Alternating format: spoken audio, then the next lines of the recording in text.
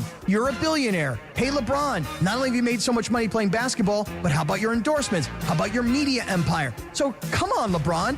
What is the difference between 50 million get like super 20? crazy to the bone real? Yeah, go ahead. Like to the bone real? Yes. They're not winning it next year anyway. Because you're not climbing over San Antonio and Oklahoma City in one spot. And I don't know about Denver, and I don't know, maybe the way things are falling, you could beat Denver. Can you beat Minnesota? Maybe, okay? So you got to sell all your season tickets. You got to sell your games on Spectrum. The Sedano and Kap Morning Show is on the air. The biggest show in ESPN LA history. So the real thing that you should do is you should pay LeBron the money. Do it on a one-year deal. Don't give him multiple years. Give him what he wants on a one-year deal. Give him a big, giant hug and say, we can't wait to see you back. And you kick the can down the road for a year. George Sedano, Scott Kaplan. The Sedano and Kap Morning Show. Now in the finale, off we go with a towering drive on the first pitch. Did he get enough? Merrill can't get there. It's gone. First pitch of the game. The pitcher hits it out. Shohei Ohtani. A little sabor. Yeah, I don't think people like being called hacks. You're the güero on the radio. Giant Mexican, horn section. And Did you have me on your show to berate me? Is that what you're doing now? give me a freaking break. I'm reacting to Art Bell. Yeah. Midnight in the desert. I'm Art Bell. Scott Kaplan, eat a fat one, bro. The Sedano and Kap Morning Show on 710 ESPN. The all-new ESPN LA app and on YouTube at ESPN Los Angeles. We're bigger than U.S. Steel. Wow, that's crazy. Well, you want to Bit boy. Right now. monstrous. Beto, I don't want to eat that. We did it, Dad. We did it. You were riding high on the stinger last time. Oh, big time. So, Right, that's right. Of course we were. So, Mongrels, stay tuned. Hey, Beto, where you been, homeboy?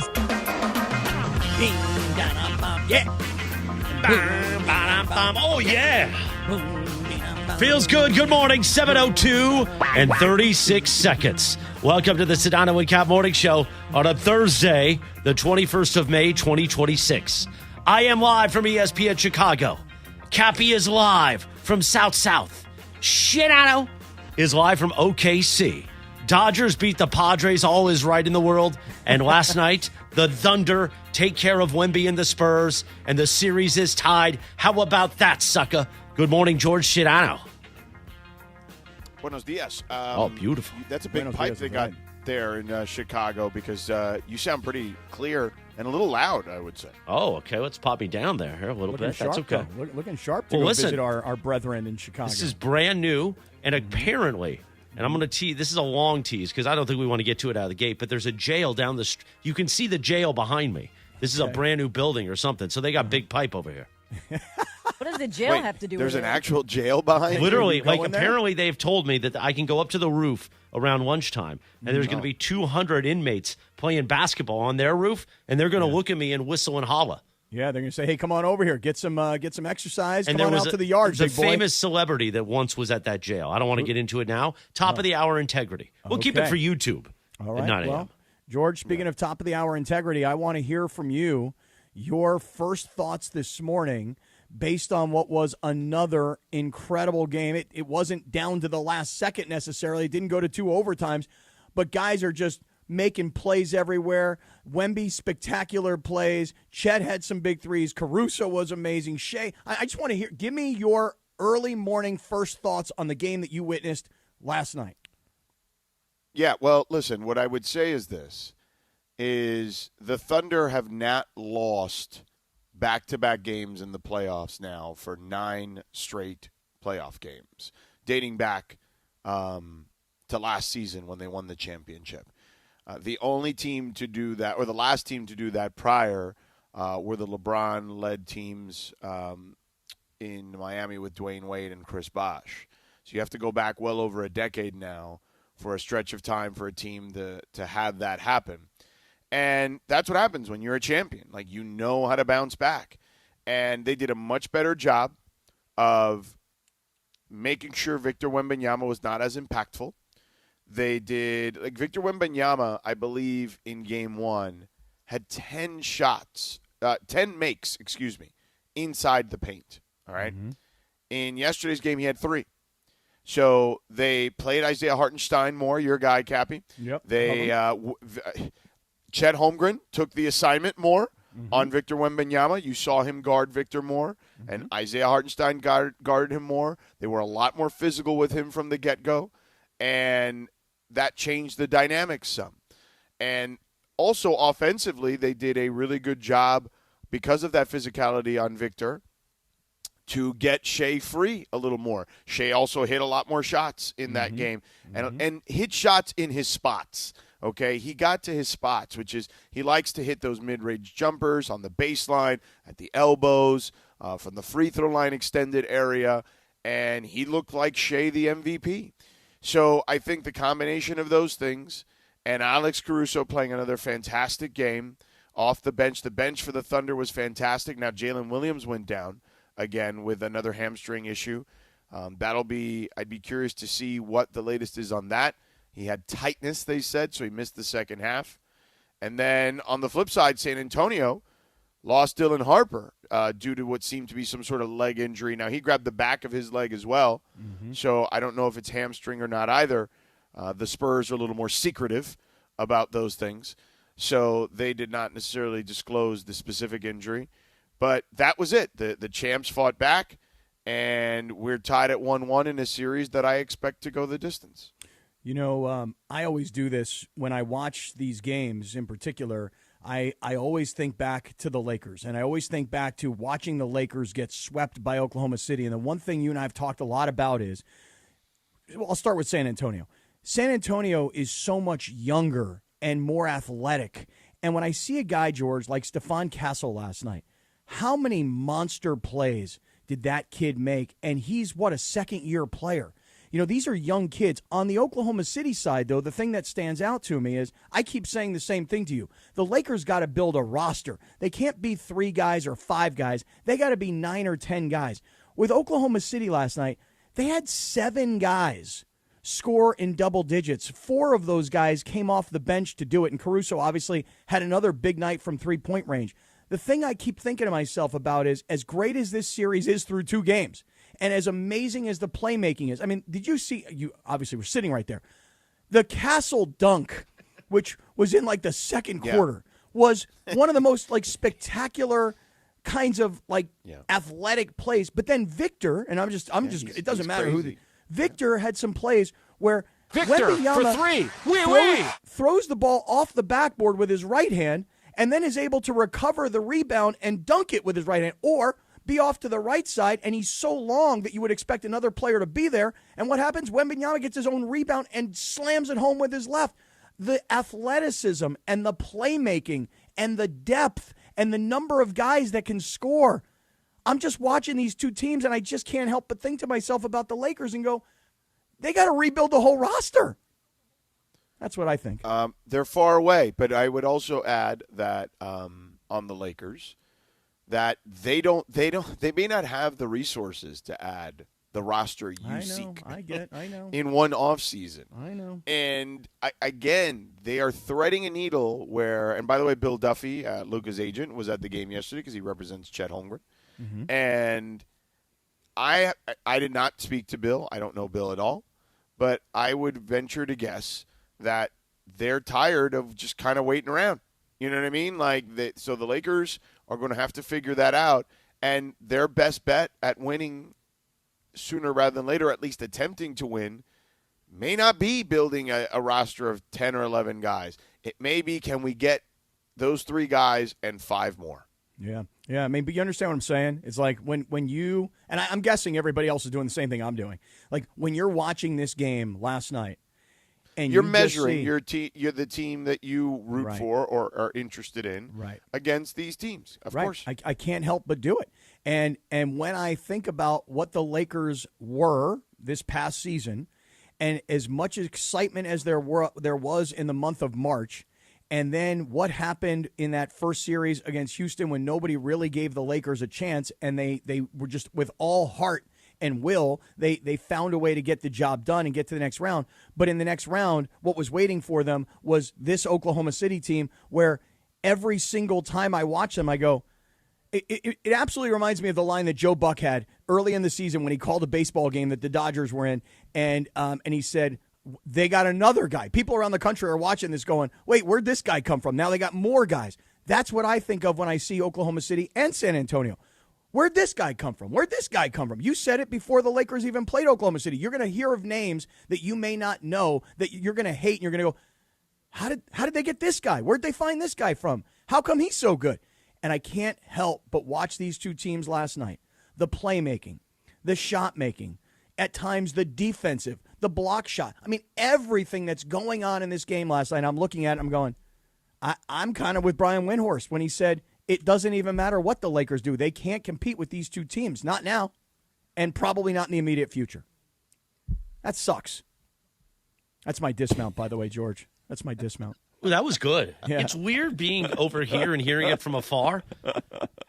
It was a good dismount. Yeah. Morales, do you feel like you're like in your car listening to the show instead of being in the midst of it? It's weird because I can see all of you, and I'm just sitting here listening to it, but not really like worried about, I got to hit the quack or this. That's Kasim back at headquarters, but it feels good. By the way, we're going to talk Dodgers at 7:30. Bergey's Oregon now making a permanent move to 7:30 each morning. I'm excited. Yeah, me too. Because let me tell you something real quick. I'll make a quick comment.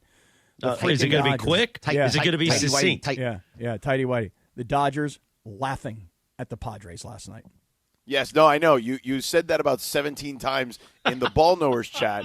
What I would say to you is the Ball Knowers chat, while baseball has a ball, that Ball Knowers chat has a basketball logo on it. Right. Well, I just did that to No one engaged you on that conversation until Trudell finally asked you at the end, so what is your TV setup with the Dodgers and the basketball game? And I quickly responded, it'll depend if Rachel's there or not. Right. Well, no, but George, what you missed was I was at Rachel's house. So because I'm at Rachel's house, Padres Dodgers on TV.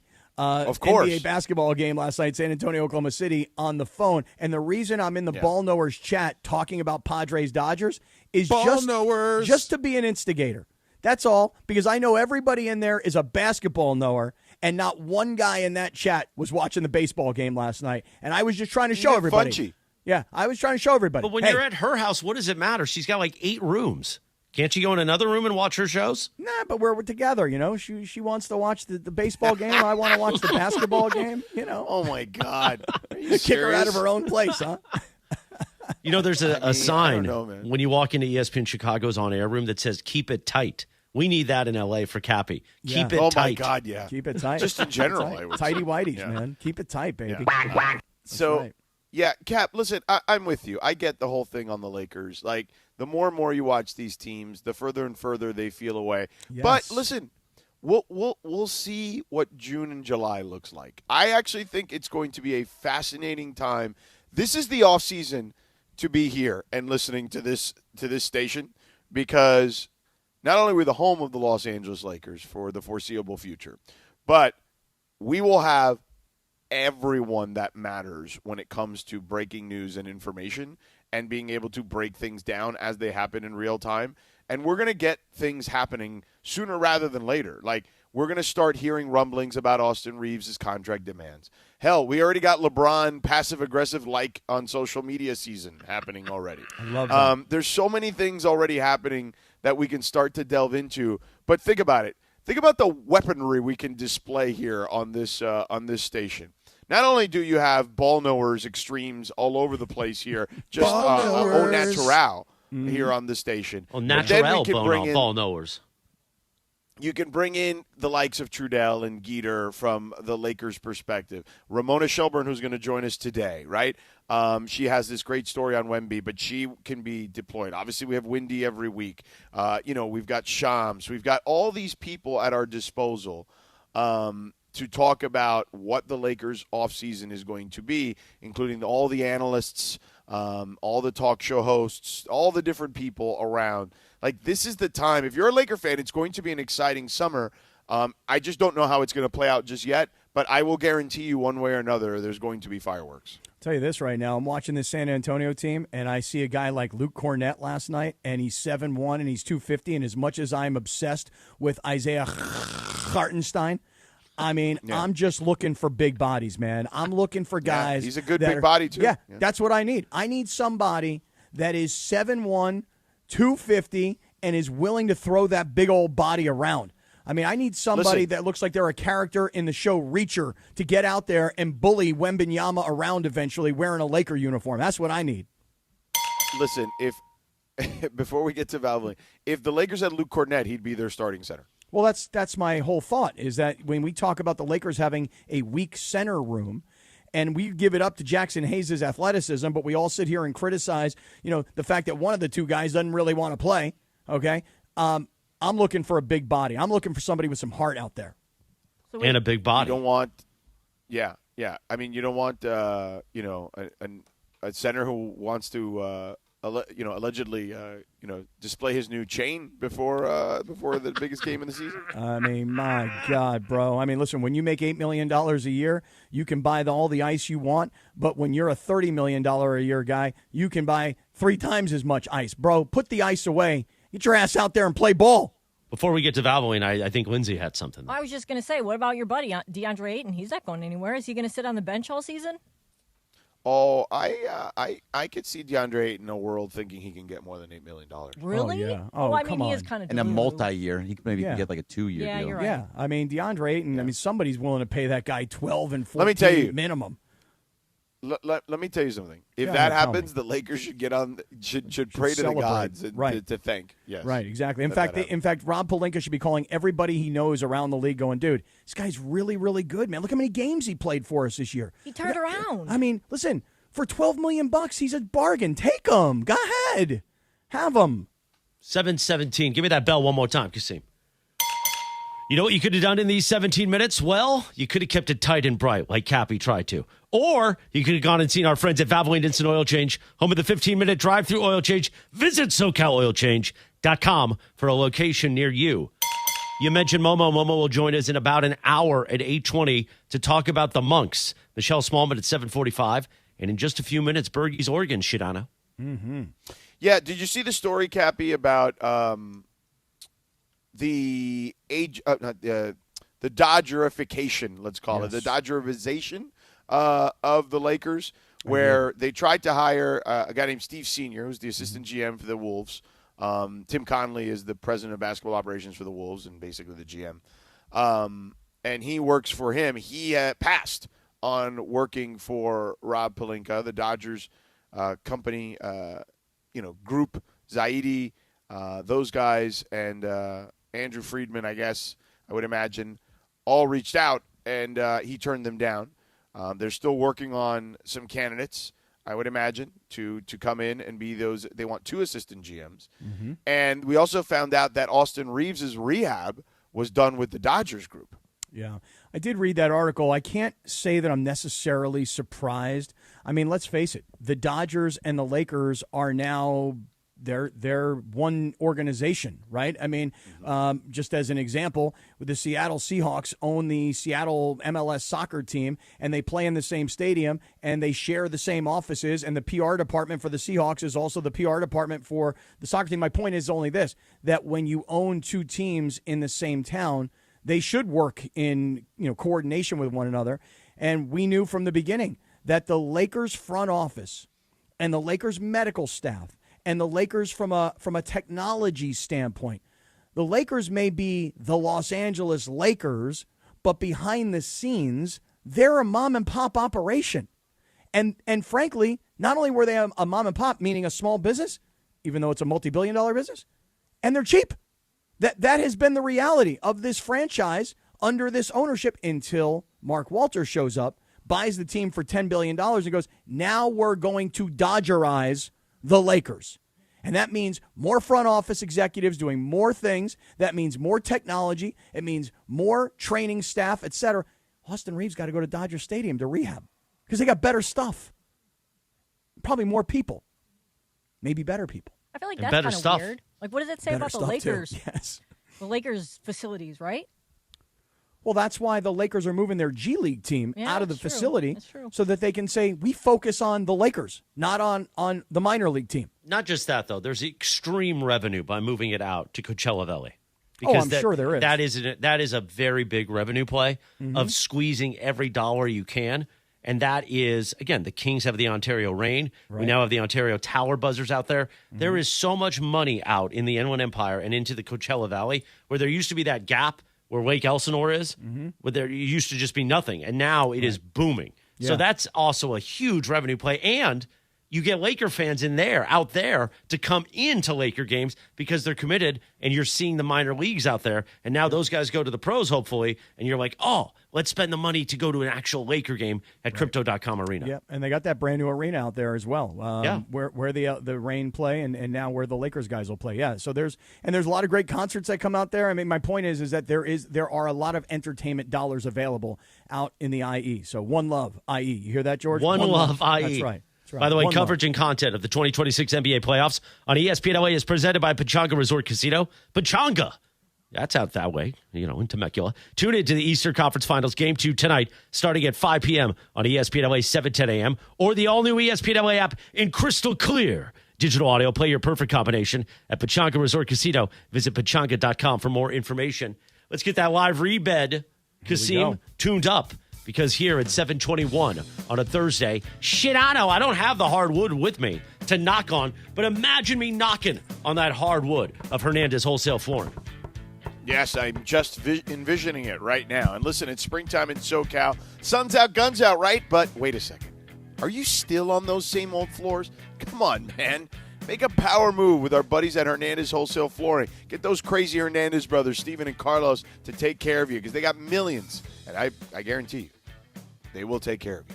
They got millions, I said, of in-stock options. Millions. You heard that right. Of hardwood, laminate, tile, vinyl, carpet, even the turf for the outdoor like I got. All ready to go. No waiting on spring sales. Just true wholesale pricing every single darn day.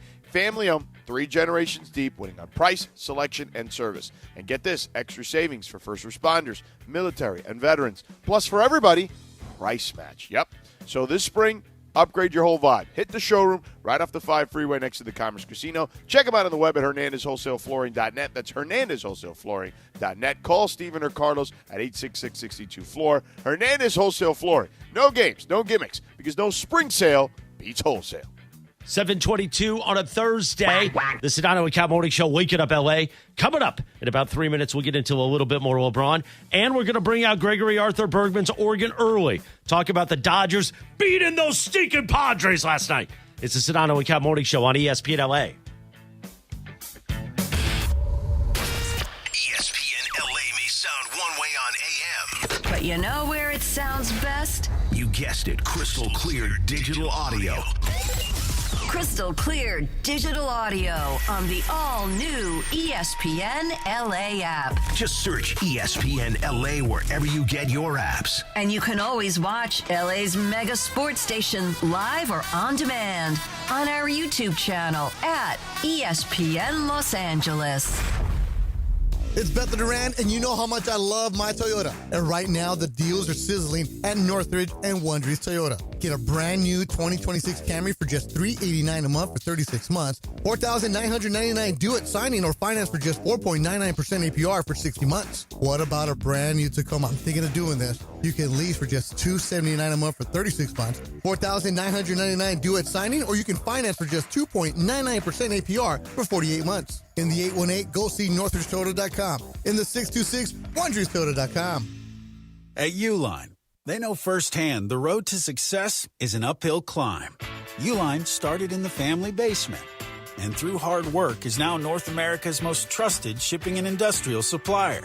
They get what it means to have the support of reliable, hardworking partners. So they keep 41,000 items ready to ship. Whether your company is still in a basement office or expanding cross-country, Uline will be there on your road to success. Visit uline.com.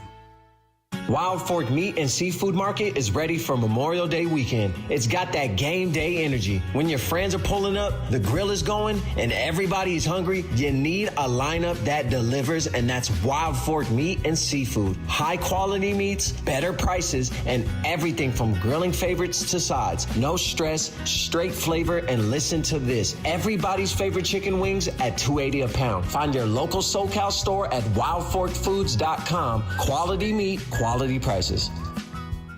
Hey guys, it's Sedano. Next time you're at my home away from home, LAX, look up. You'll see the future of travel in action. It's the all-electric Skylink train. It's now testing, and trust me, this is a game changer.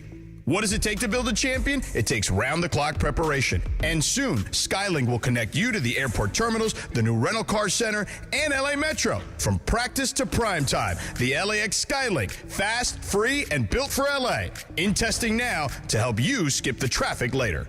This deer season, John Deere wants to give you the home field advantage. We're bringing you the best offers of the season, whether that's cash off on select new machines or a shot at the ultimate Major League Baseball prize package. Because right now, you can enter for a chance to win an MLB All-Star experience for you and 3 friends, complete with travel and lodging for All-Star Week this July. Deer season is going on now through June 3rd. Visit johndeere.com/deer season to enter and view the offers and complete contest rules. Major League Baseball trademarks used with permission. The NFL schedule dropped, and it's time to settle up. There's road trips to plan, hotels to book, tickets to split, tailgates to cover, scores to settle. All the things for the season. But now, when you send $10 or more to a friend with PayPal by May 28th, you could win 2 tickets to every home game of your favorite team. Yep, the whole season. Visit paypal.com/P2P sweeps. No purchase necessary. See website for details, including how to enter by mail. Brought to you by PayPal, official peer-to-peer payment sponsor of the NFL. This is the Sedano and Kap Morning Show. 6 in the morning, the Sedano and Kap Morning Show on ESPN LA at Thursday. I'm live from ESPN Chicago. Cappy is in South, and Shano is in OKC. Beautiful thing. Absolutely right. On this day, back in 1983, the number 1 hit, David Bowie. Let's dance. Let's dance, show. By the way, Bergie, I put away the camera for a second. Apparently, the YouTube chat was not happy they couldn't see my face, but they got small little boards here in this new facility, so I got to rearrange things. I will in a moment. Also, today is International Tea Day. Now, Cappy, do they mean like drinking tea or spilling the tea? Or like the letter T? Or no, I think this is TEA. Oh, it is. Okay. Okay. Then, yeah. I mean, and is there a distinction between tea versus iced tea, or is it all tea? I don't know. Well, I'm an iced tea guy. I know you are. Yeah. Nice little lemon. You know, I've become more of an Arnold Palmer guy recently. Oh, all the time, Kathy. That's my drink every time I go out. Wow. The problem is you need a lot of ice, and a lot of places don't put enough ice, so the blend gets off. I don't like that. Yeah, then it's too much tea and not enough lemonade. Exactly. And one small other little note, just in terms of point of information, pink lemonade versus yellow lemonade. The whole idea of an Arnold Palmer is the tea and the yellow lemonade, so it's like lemony, not pinky, right? I don't discriminate against pink lemonade when I drink Arnold Palmer's, because sometimes that's all I have. I don't know if I've ever had an Arnold Palmer with pink lemonade. I'm sure you have. It tastes different. It changes the flavor of the Arnold Palmer. You know where they do the pink lemonade? The dog downstairs. They do. Yeah. I'm not as much as a fan of the pink lemonade. Yeah, same. That's where my opinion. Well, they don't have goat cheese for you, so what are you going to do? See, that's a whole nother issue. All right, 7:28. We're going to get to Bergie's Orchid in a moment, but first, why don't we split this up like this, Sedano? Why don't I talk about my friends at George Chevrolet, and let's talk about Memorial Day weekend. What are you grilling up this Memorial Day weekend? As we approach, well, you know what George Chevrolet and the great John Good, Bellflower's party pal, he's grilling up great deals for you. George Chevrolet in the city of Bellflower, 91 Freeway, Lakewood exit. Go see Bellflower's party pal, John Good at George Chevrolet. He's got beautiful deals for the holiday weekend. If you're like Cappy and you need a new Equinox for your kid that you're going to have to pay for, go see George Chevrolet. Or maybe you want that Trax. Or my girlfriend Stephanie, she drives a Traverse. It's a little out of Cappy's kid's budget, but the Traverse is a beautiful car. It's also Military Appreciation Month, and they got trucks. They got trucks. Bam! They got trucks. The Silverado, the Colorado. Or maybe you want to step up. You're in that midlife crisis, and you want a Corvette, or you want a Suburban, a Tahoe. go see George Chevrolet. No matter what your budget, they have you covered at the 7-time Chevy Dealer of the Year. That's 7. Bam, bam, bam, bam, bam, bam. One more, bam. Go see John Good and his guy Kevin Rivas. George Chevrolet, GeorgeChevy.com. Chevrolet. Together, let's drive. Now, at 7:30, the new time every day, we're going to talk Dodgers baseball with Bergie. Let's pull out Bergie's Oregon. You can watch the Brew Review each weekday at 6:30 a.m. with Gregory Arthur Bergman and Marcus Grant. Dodgers get ready for Milwaukee for the weekend, but first, they took care of those scumbag Padres. Eat it, Cappy. How about that, Cappy, huh? Eat 2 it, Cappy. out of 3. Eat it. Look at that. I mean, last night was like a complete embarrassment for the Padres. And the Padre fans, they so badly, I mean, in every ounce of their being, they just want to beat the Dodgers. And honestly, beating the Dodgers 2 out of 3 in the first series of the year would have been like winning the World Series. It would have. And you know how bad it is, just real quick, is that on the first pitch of the game, when Ohtani hit that home run, so good. I was like, it's over. And wait, and worse, Bergie, you ready? Worse than that is not only does Ohtani hit the home run, which turns into the game-winning run, right? Jackson Merrill, the young star center fielder for the Padres, goes to make a play, and you could tell he got hurt right away, hurt his back trying to make that play. So not only did they win the game, but I don't know if Merrill's going to be okay or not. He wound up having to leave the game. And then he shoved it up their patootie on the mound as well. He sure did. Shove it up that patootie. Right, but Shohei Ohtani, man, he's absolutely amazing. Everything he's doing. That wasn't even his best stuff. That was for his standards now, that was a bad outing for him. Not bad, but not a great outing for him. He went 5. That was the first time he did not go 6 innings in the start this year. He only gave up 3 hits, 0 runs. His ERA went down to like .67. The guy's amazing. 6-7. 6-7, you beat me. Gotcha, Linz. But ever so big, he was not striking out guys like he typically does. He walked a couple of guys, which he hasn't been doing recently. And I give a lot of credit to the Padres hitters. They're not somebody. Their hitters are bad right now. You guys do have 0 offense going on for you. Zippo. But they still take long at bats, and they cause a lot of issues at the plate, and they bring up the pitch count, which they did in the very first inning. But Shohei, I mean, there's only so many things you can say about this guy over and over again. Not only does he go 5 innings and only go 3 hits, no runs, he also hits a home run and he gets on base a couple times. The guy is just phenomenal, and it's amazing to watch him play for the Dodgers every year. Yeah, and he scored 2 of the 4 runs, and like you said, he always finds himself on base. The best play of the night, though, for Ohtani, and I don't even know if I should give him the credit or I should be blaming Fernando Tatis. The Padres load the bases in the 5th inning. And here's the thing. Tatis hits into a double play, which, okay, it happens. I got it. But on the first pitch, yeah, well, work the count a little bit. So you could see that it gets into Shohei's eyes when you can see he gets either angry or he just says, you're not going to get a hit off me, and he doesn't let it happen. Sometimes he throws a 102-mile-an-hour fastball and just blow by a guy. But this time, Mark Pryor came out. They talked about it, and you could see once Will Smith called the pitch, he was focused, dead straight, nodded his head, and then just went bam right at him and gets the out and gets the double play, and then lets out this huge scream afterwards. Yes. So he's doing a lot of that this year that he hasn't. I never saw him do it in Anaheim, but I don't think anybody actually watched him in Anaheim. That's right. But his facial expressions are so different this year than even the last 2 years, where he's being very much more with showing facial expressions over and over again. Well, he's so locked in, and you have been talking about his ERA under 1. He even lowered it more last night. So his ERA is at .73, and the Padres, this is why I kept saying last night in the Ball Knowers chat, the Dodgers were laughing at the Padres. I mean, every sort of mistake that you could make. And by the way, this is on the heels of what happened the night before when Mason Miller tries to throw over to first base and the ball gets past Todd France, and that's what sets up the game-winning run. So they've just made you cannot beat the Dodgers if you don't play exceptionally well. I'm not saying perfect, but you can't make the little mistakes, not on the bases, not throwing the ball around. I mean, the Padres, I'm telling you, the Dodger fans, and by the way, there were plenty of Dodger fans in Petco Park over the last 3 days. They were loud, too. Laughing at these guys last night. So after the first game, when the Padres won, they won 1-0. A lot of Padre fans were screaming and saying, like, "Oh, look at that! Yeah, we're here. Look at that! Look, we're here. We're in first place." And then after they lose the next 2, they're a game and a half back. Which is why I always tell the Padre fans, guys, chill out. You can't think it's Game 7 of the World Series in freaking May. Yeah. Okay? But, I mean, they're going to start figuring it out. I will give you this, that the Padre pitching staff is really, really good. The Dodgers got on base 16 times yesterday. They had 10 hits and 6 walks, and they only scored 4 runs. And I give a lot of credit to the Padres pitching staff to make that happen because they have a great bullpen. And even Vasquez, who wasn't the best yesterday, still was good enough to get out of situations at times. And, I mean, you saw it in the other series, the first 2 games. They were not giving up a ton of runs overall. So, well, guess what, Bergie? They better keep pitching like that because over the last 15 innings of this series, the Padres did not score 1 run, not 1. 0. So, yeah.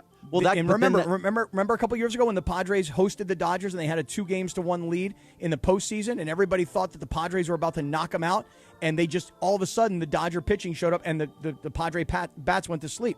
It looked almost like exactly the same deal. Yeah, that's exactly what's happening, and so, a lot of it is that the Dodgers bullpen is really, really good. We talked a little bit about it yesterday. Sedano, you said 25 innings, and we're correct. They're now at 29 innings of scoreless baseball in this bullpen. And weirdly enough, the guy at the back end of the bullpen the last 2 nights was not Tanner Scott. It was not Blake Trinan. It was not Edgardo Henriquez. It was Will Klein. Will Klein was at the guy. Cappy's guy.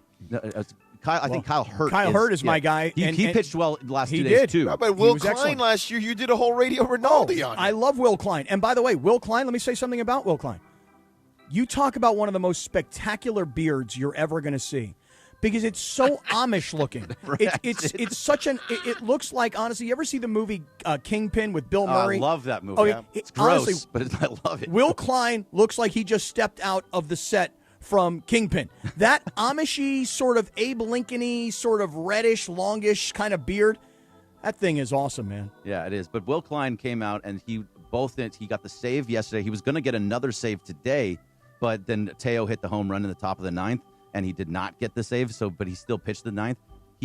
That's moving up the trust tree so fast, and it's amazing because last year, nobody knew who Will Klein was. Right. He just kind of came out of nowhere. And then, remember, in Game 3 of the World Series, when he pitched that 4 innings, everybody was like, Will Klein, that's what we're going with here? We're going with Will Klein. And then he goes 4 innings and gains all of this confidence. And you see that it's changed him for this year to be in the space that he's at. Now he's throwing 99-mile-per-hour fastballs, and he's keeping guys off balance and not giving up really much of anything. So the confidence that he got from the World Series last year is carrying over to this year. And now this entire bullpen, all the way up and down, is just firing on all cylinders. Even Tanner Scott, who pitched a couple times in a row, so that's why he wasn't pitching, he's been great too. But I'm really impressed with what I've seen from Will Klein, and being in the back end of the bullpen is amazing to me. Yeah, and shout out to my man Kyle Hurt, who I've talked about this a lot. Went to high school with my kids and has overcome a lot of injuries. He got injured his senior year of high school, wound up not getting drafted, went to USC, then became a 5th-round draft choice. I'm trying to remember by who, and got moved to the Dodgers. But the Dodgers have stuck with him through a lot of injuries, and now the kid is paying off for the Dodgers because of they had enough pitching that they could let him rehab, let him fix his body, and now look what this kid is doing. So shout out to Kyle Hurt as much as Will Klein. Yeah, he deserves a lot of credit too, because he's given up. Kyle Hurt's given up 1 run this year, and it was in his very first appearance in April, and since then he's been locked down. So Kyle Hurt's been fantastic, and he wiggled out of a situation where he had 1st and 3rd too. So that was got another double play. So the bullpen has been fantastic. The only thing that's now we're going to go over to. There's a day off tomorrow, and then this weekend it goes to Milwaukee, and Milwaukee is playing very, very good baseball. The good thing for the Dodgers, they're not seeing Jacob Mizorowski because that guy is really freaking good. So that's going to be an interesting series. I just want to see if the offense continues to be humming in the way it has.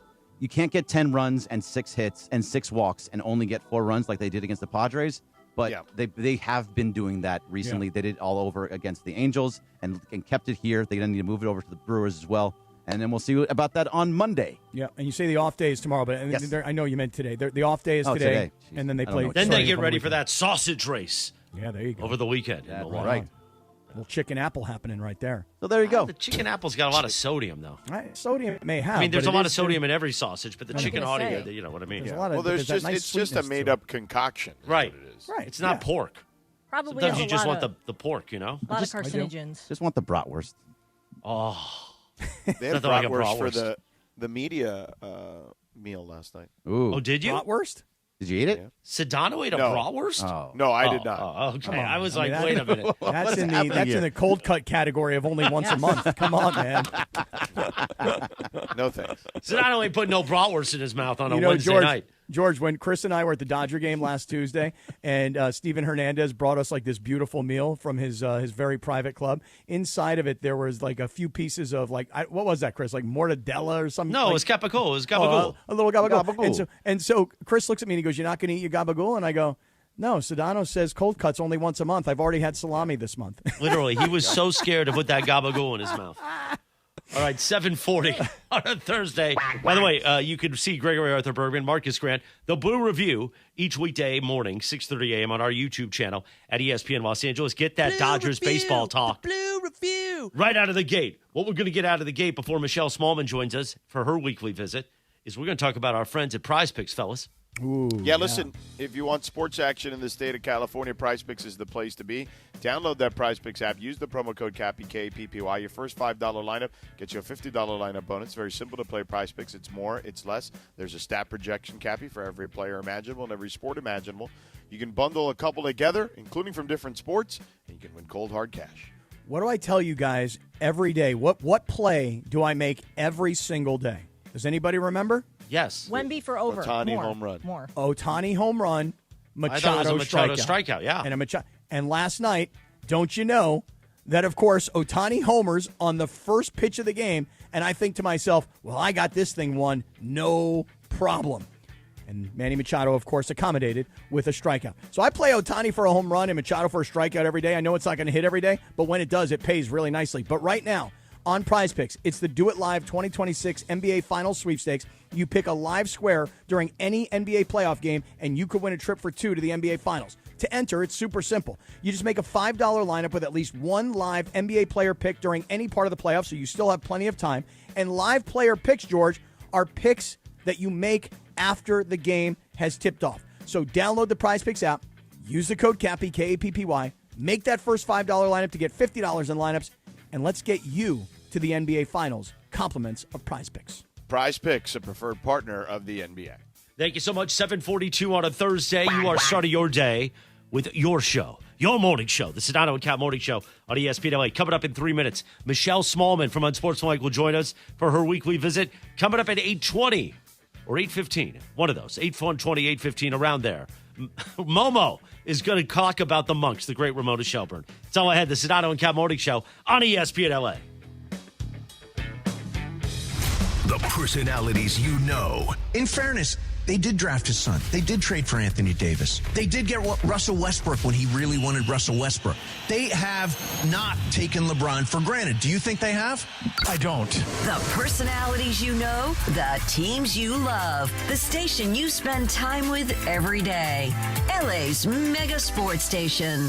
ESPN LA 710 and the all-new ESPN LA app. Hey guys, it's Cappy for Jacob and Ronnie. You get into a car accident, you call Jacob and Ronnie. You have a slip and fall accident, you call Jacob and Ronnie. 800-345-6789. Count on Jacob for every accident type. Call Jacob. Hyundai gives you America's best warranty on every new vehicle. It includes a 10-year, 100,000-mile powertrain limited warranty, plus 24/7 roadside assistance. That's peace of mind from Hyundai. And these days, that's priceless. Get 0% APR for 60 months, plus 0 payments for 90 days on the Hyundai Tucson. See your SoCal Hyundai dealer. Offers end June 1st. Call 714-568-7676 for details. Waba Grill is an LA original, so we've got to keep it real. Real fresh with our Asian-inspired menu that's grilled to order every time. Real quality with our marinated proteins like hormone-free chicken, ribeye steak, wild-caught salmon, and shrimp. Head to Waba Grill for $5 happy hour, weekdays after 3 p.m. and try our new Chili Crisp dumplings, paired with a premium or beverage drink, like our delicious Thai tea, both for only $5. Only at Waba Grill. It's for you. Rams fans, D-Far here. The Rams are making history in 2026, heading to Melbourne, Australia to face the Niners. You can be there. I've teamed up with True Fan Travel to hook you up with the ultimate fan experience. Game tickets, hotels, exclusive events, even a chance to meet me all in one package. This isn't just a trip, it's a once-in-a-lifetime experience. Spots are limited. Don't wait. Visit TrueFanTravel.com right now and secure your spot. That's TrueFanTravel.com. See you there. Evan Cohen here. In life, as in sports, the pros make it look easy. That's why pro golfers like Jason Day, Ben Griffin, and Patton Kazire trust the pros in lawn care. True Green. They have the experience and expertise to give you a lawn worthy of the PGA Tour. And since True Green does the work for you, you get more free time, or more tee times. So stop stressing over your lawn and start loving it. Sign up now at TrueGreen.com because nobody makes it easier to get a golf course quality lawn than True Green, the official lawn care treatment provider of the PGA Tour. The NFL schedule dropped, and it's time to settle up. There's road trips to plan, hotels to book, tickets to split, tailgates to cover, and scores to settle. All the things for the season. But now, when you send $10 or more to a friend with PayPal by May 28th, you can win 2 tickets to every home game of your favorite team. Yep, the entire season. Visit PayPal.com/P2P sweeps. No purchase is necessary. See websites for details, including how to enter by mail. Brought to you by PayPal, official peer-to-peer payment sponsor of the NFL. The Sedano and Kap Morning Show. We'd like to thank our founding partner, LAX, Los Angeles International Airport, where change is in the air. Learn more at lawa.org/ESPN. This is the Sedano and Kap Morning Show. 7:46. Good morning. The Sedano and Kap Morning Show on a Thursday. Before we celebrate Cappy Biggie's birthday, let me tell you this. It's a Cosm Ticket Thursday. Keep listening for your chance all day today. Sedano and Kap Morning Show, Mason and Ireland, for your chance to win a 4-pack of GA tickets to experience Thunder Spurs Game 3 at Cosm. The conference finals are heating up, and there's no better way to watch playoff basketball than in shared reality at Cosm. Visit Cosm.com for more information. Happy birthday. We lost him, of course, back in 1997. Notorious B.I.G. Cap. Mm-hmm. Amazing. I look at all these kids, George, now that are playing for San Antonio in particular, and I see these young kids, and I think to myself, God, these kids, they're little babies. So was Biggie, man. He was a baby. He was. All right, Sedano is in a hotel room in Oklahoma City. I'm at ESPN Chicago. Cappy's in South.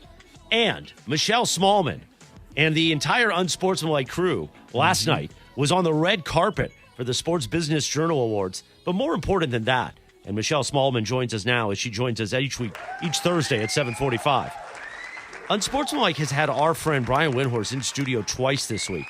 And Michelle has fallen in the admiration that we have for Windy and in love with the way that Windy tells stories, right, Michelle? He's amazing. You don't even want him to talk hoops. For me, I just want him to talk about Colombo and travel. Morning, That's Michelle. exactly right. Good morning. Thank you guys, as always, for having me on. And what a treat to be on the late, great Biggie Smalls' birthday. Like, shout out to him for making my nickname cool. Because if not, it would just be that kid from the Sandlot with the weird fishing hat. So thank you to Biggie Smalls for the art and for the swag and the street cred, honestly. But I am enamored with Brian Windhorst because, he is somebody that I look at as people in this business. And he somehow finds a way to give incredible information, incredible analysis, and do it in the best storytelling form that I have ever seen. Wendy could tell me a story about him parking his car, and somehow I'd be on the edge of my seat. He is, and I don't know if this is a part of his craft that he's worked on, or if this is just inherently who he is, but either way, he is one of one, and I think he is so talented and so compelling. I love when he comes on our show. Now, Michelle, real sorry, Cap, but I want to one-up Michelle and tell her I'm not enamored with Brian Windhorst at all. I'm beyond enamored. Michelle, I'm in love with the man. I think we all are. But you know what Michelle wants to do, Cappy? Love? Michelle wants to take him to brunch, a Windy brunch. Oh, a dream. The guy's amazing. I swear to you. I swear, the guy, honestly, the first night I ever really hung out with him, we realized that we had these connections to Pittsburgh. And his dad had gone to Pitt, which is my alma mater. And he said, yeah, man, I used to go to all the games back in the late 80s, early 90s. I'm like, I was playing back then, and I was part of those teams. And he's like, I'm like, you remember the time we lost to Rutgers? Or you remember the time we lost to Temple? I mean, I didn't have a lot of great, hey, remember the time we beat Notre Dame? We didn't have those kinds of stories. But I'm telling you, the guy he really is. To your point, he is a treasure. And Smalls, I'm in love with the man. Yeah, he's exceptional. Today, as you mentioned, we were talking about brunch, and Wendy was talking about how he doesn't really love the breakfast side of brunch. He likes lunch more because he likes his eggs really fluffy, and it's hard to get the appropriate fluffiness for eggs. And I was like, yes, Wendy, you're absolutely right. Eggs need to be fluffier. So then I started telling him I have the best egg recipe from the late, great Anthony Bourdain. He chops up some bacon, chives, cheese, and I believe sour cream is the secret ingredient. And it's all about the figure 8 drag to get the fluffiness of the eggs. But even just having a conversation about eggs with Wendy, he made me laugh. He made me think, and he made me want to go get eggs. So he's just great. No matter what he talks about, I am in. Well, the other part of it is he's got rules for everything in his life. Like he'll say to me and Sedano every week, he's like, you guys know that I'm more about action than I am about words. Or then he'll come up and he'll go, hey, guys, I've got this rule that I always say, you don't panic after a game one. Like literally everything, whether it's his eggs the way he wants them during brunch or the way the brother travels. Last week, he did an entire dissertation, 30 minutes, on how to move points from your credit card to an airline. And, I mean, we were all, you talk about sitting on the edge of your seat, we were all, like, taking notes, Smalls. That's how brilliant he is. I sent it to her because I know of her admiration for Wendy. So I sent her the clip. I was like, oh, you got to check this out. This is great. And now I need to implement the Wendy point system into my travel. No doubt. No doubt. That's what you got to do. Hey, I'm curious really quick because I did see all the social media posts last night. How was this event last night? You guys look great. I love the red carpet. And then there was this weird picture of you guys on like an escalator, but like taking a picture into a mirror. I mean, it looked like you guys had fun last night. Yeah, so here's the thing. We did have fun. And shout out to the Sports Business Journal, an amazing award show last night. We, as Unsportsmanlike, were honored to present the first 2 awards of the night. They were very gracious to let us go first because they know that we had to get back to watch Game 2 between San Antonio and OKC and, of course, get up at 4 o'clock in the morning. But whenever we do things like that, especially as a group, it reminds me why we're not usually allowed outside, like as a collective. Because as we know, I'm really clumsy. Like I'm going to fall. I'm going to hurt myself. I was tripping all over my heels. It was pouring down rain and sweating and a lot of heat last night. It was 93 degrees in New York City. So we're sweating. I had like broken something on a heel. So I was like wobbly as we walked the red carpet. Canty broke the rope to let us in and out because he was trying to sneak us in. He broke the rope. Evan, of course, is so fidgety and like anxious all the time. He's like, where's the person to talk to? We need to run through the script. How do we walk up the stage? Do we pass out the award? Is there a prompter? He's asking all these questions. And we're just kind of collectively a mess, but somehow we rein in the mess to get the job done. So we walked across the stage. We did not trip and fall. We didn't flub the words at least too much, and we were able to get off the stage without really making a scene. So I would say a great success for Unsportsmanlike at what I think was our first awards show ever. Pretty good. Pretty good. All right, now we're watching the video here on YouTube of you guys going up this escalator. And Evan, what a nebbish. What a little nebbish. You seriously. Oh, the thing about Evan, next time you talk to him, bring this up.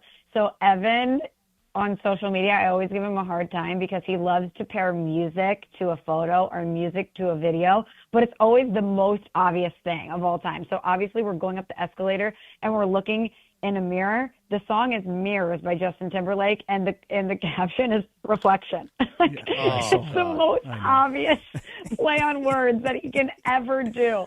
So like if I'm having a mimosa, he'd be like, Orange, you glad that we're at brunch or something. Like he always has to do something that's dead on the nose on social media, and he's probably listening right now, and then he'll say something like, I'm never posting on social media again because you always make fun of me. But that's what we do. Like as a family, we have to make fun of one another, right? Oh, that's great.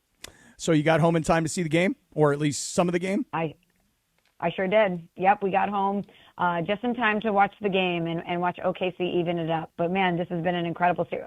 Just the conference finals in general have been so awesome. We're all so tired because we obviously get up early between double overtime, and the game last night, plus an award show. We've had a late week, but it's been so worth it because these games have been so compelling and so entertaining. And I hope that we get 7 in both series. But as I'm watching last night, I'm like, gosh, I hope that this is what we get for the next 5-10 years between these two teams, because what the Thunder have and what Wemby has and the surrounding cast, it's just like elite basketball at the highest level, even with injuries. It's so fun to watch these two go against one another.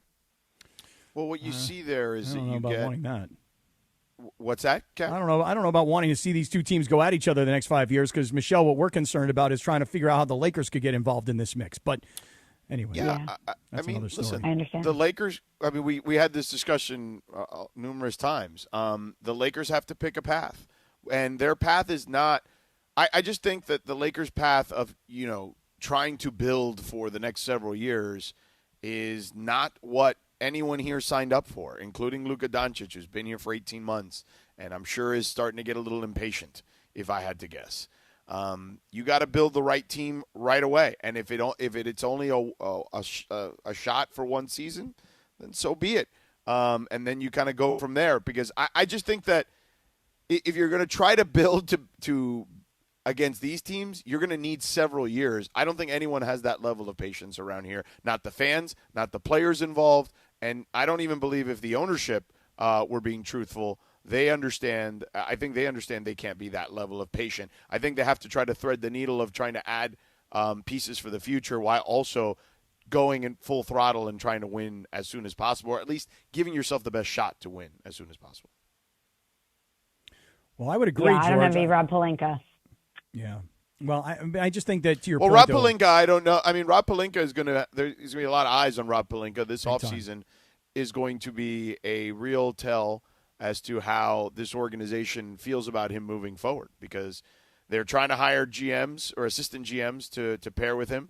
The guy from Minnesota turned them down. I understand why they would go after the guy from Minnesota. Look at what they've been able to accomplish there. In a very short amount of time, they were one of the worst franchises in the sport. They've been to the conference finals in 2 of the last 3 years. They've been deep in the playoffs for 4 straight years, and they've built depth. They've built the team the right way. They have their superstar. They've made trades, shrewd trades that have worked, and they've developed. And that's kind of the way you have to do it in the NBA these days. I just think this. I think the biggest question that I think most GM candidates or assistant GM candidates will have is, am I tied to Pelinka or am I tied to this Dodgers group if I'm signing up here? And I think that's something that has to be defined. And even if it's defined, I don't know if people are necessarily going to buy it if it's not to Pelinka. It just feels like Rob and his tenure with the Lakers, and I mean, I don't know, I'd love to hear how you guys think. It just seems like logic says he's not their guy, and, it would be only reasonable to wonder if you are tied to him or not. And if you're not, then that's different. But if you are, then you're like, wait, what am I signing up for then? Why would I do that? I think, Michelle, I want to hear what you think, but George, it's the first time I've heard you say it. It's something that I've obviously been thinking about for a long time. I think a lot of Laker fans are. There's a new ownership group, and they're going to come in and they're going to Dodgerize this franchise. And why would they necessarily be loyal or tied to or care about Rob Pelinka? And now the answer for some people might be, well, because the Lakers gave him a contract extension. Let me tell you something. When somebody knows that they're on their way out and they want to do a friend a favor, Jeannie Buss giving Rob Pelinka a long-term contract extension, that's a favor. Because when he gets fired, as most people in those positions do, he's going to get bought out. It'd be a lot easier to just say, oh, you're gone. We don't owe you anything. But if you owe him 3-4 years and you owe him, I'm just making up a number, $25 million, that might have somebody say, well, we don't want to fire him. We don't want to have to pay him. But this group doesn't care. Money grows on trees for these guys. I'm glad to hear you say it because, Michelle, I'm not so sure Rob Pelinka is long for the Lakers. Well, obviously, you guys know better than I do, boots on the ground there, the intricacies of this organization. But you bring up such a good point about this new ownership group, because not only does money grow on trees for them, but they know how to win. And they're probably not afraid to make a move in order to put the person or people in place that they think is going to get this organization to where it needs to go. So, yeah, wow. I hadn't really thought that he might not be long for the job just because he has been such a staple there for so long. And you think about the contract extension, but with new ownership, it feels like anything is really on the table, right? I think you're right. The great Michelle Smallmon. You hear her each weekday, 3 to 7 a.m. on Unsportsmanlike, right here on ESPN LA, leading into the Sedano and Kap Morning Show. Michelle, thank you as always. Have a great day. Thanks, Smalls. Thanks, guys. See you later. Coming up as we approach the 8 o'clock hour, we've got fresh LeBron sound shit on. But first, why don't you tell us about our friends at Cadillac of Beverly Hills? Yep, we've teamed up with the finest dealership in America, Cadillac of Beverly Hills. We know Cadillac, but when was the last time you've driven one? Well, I've been incredibly fortunate, thanks to our friends at Cadillac of Beverly Hills, to drive a number of different Cadillac SUV EVs. You know I love those electric vehicles. The Lyric being my favorite, and by the way, they start at around $400 a month if you want to lease one. The new lineup of Cadillac EV sedans and SUVs define luxury at the top of its game, and you can find them all at Cadillac of Beverly Hills. Go in and say hello to the incredible team at Cadillac of Beverly Hills and check out that beautiful showroom that they've got over there. Why wouldn't you want to drive an American luxury vehicle? You can do so and say hi to our friends Dan and Grant there and that team, as I mentioned, at Cadillac of Beverly Hills at 8767 Wilshire Boulevard in Beverly Hills, or you can check them out on the web at CadillacBeverlyHills.com. So, as we approach 8 o'clock at KSPN Los Angeles, a Good Karma Brands radio station, what will LeBron's future look like? Well, he's going to tell us. And also, that Dodgers brass, what are they thinking about the Lakers and that structure over there? All of that ahead in 4 minutes on the Sedano and Kap Morning Show on ESPN LA. The Sedano and Kap Morning Show. Hey guys, it's Sedano. Next time you're at my home away from home, LAX, look up. You'll see the future of travel in action. It's the all-electric Skylink train. It's now testing, and trust me, this is a game changer. What does it take to build a champion? It takes round-the-clock preparation. And soon, Skylink will connect you to the airport terminals, the new rental car center, and LA Metro. From practice to prime time, the LAX Skylink. Fast, free, and built for LA. In testing now to help you skip the traffic later. Hey, Ty Pennington here, back teaming up with Pechanga Resort Casino to give away another brand new house. Imagine yourself in an amazing, fully furnished, multi-million-dollar home in beautiful Orange County. All you need to do is play your favorite slots or table games at Pechanga Resort Casino. It's that easy. Visit Pechanga every Saturday to activate your entries for a chance to win a lucky key to the May 30th grand finale. I'll see you there. Mike, in sports dynasties, they don't happen by luck. They happen with culture, coaching, and execution. That's exactly how we run Rotolo Chevrolet, with all of those ingredients. So how much of this is why you've been number one 14 years in a row? When you put all those ingredients together and your processes stay in place, you're going to get great results. And if you come to the store, you're going to find out why you're number one. Come see what the fun is all about at Rotolo Chevrolet. From the showroom to the service bay, everyone is at the top of their game. Rotolo Chevrolet, built like a champion, driven to win. Visit RotoloChevy.com. Wild Fork Meat and Seafood Market is crushing it for Memorial Day. It's more than a day off. It's about family, respect, and firing up the grill the right way. That's why I go to Wild Fork Meat and Seafood Market. Premium quality meat, cut fresh, frozen at peak flavor, and priced so you can feed the whole crew. Shop wild savings like USDA Prime New York Steak for $15.98 a pound, or beef bone-in back ribs for $5.98 a pound. Perfect for the grill and the moment. Find your local SoCal store at wildforkfoods.com. Quality meat, quality prices. When pain keeps you from doing what you love, Hoag Orthopedic Institute gets you back to you.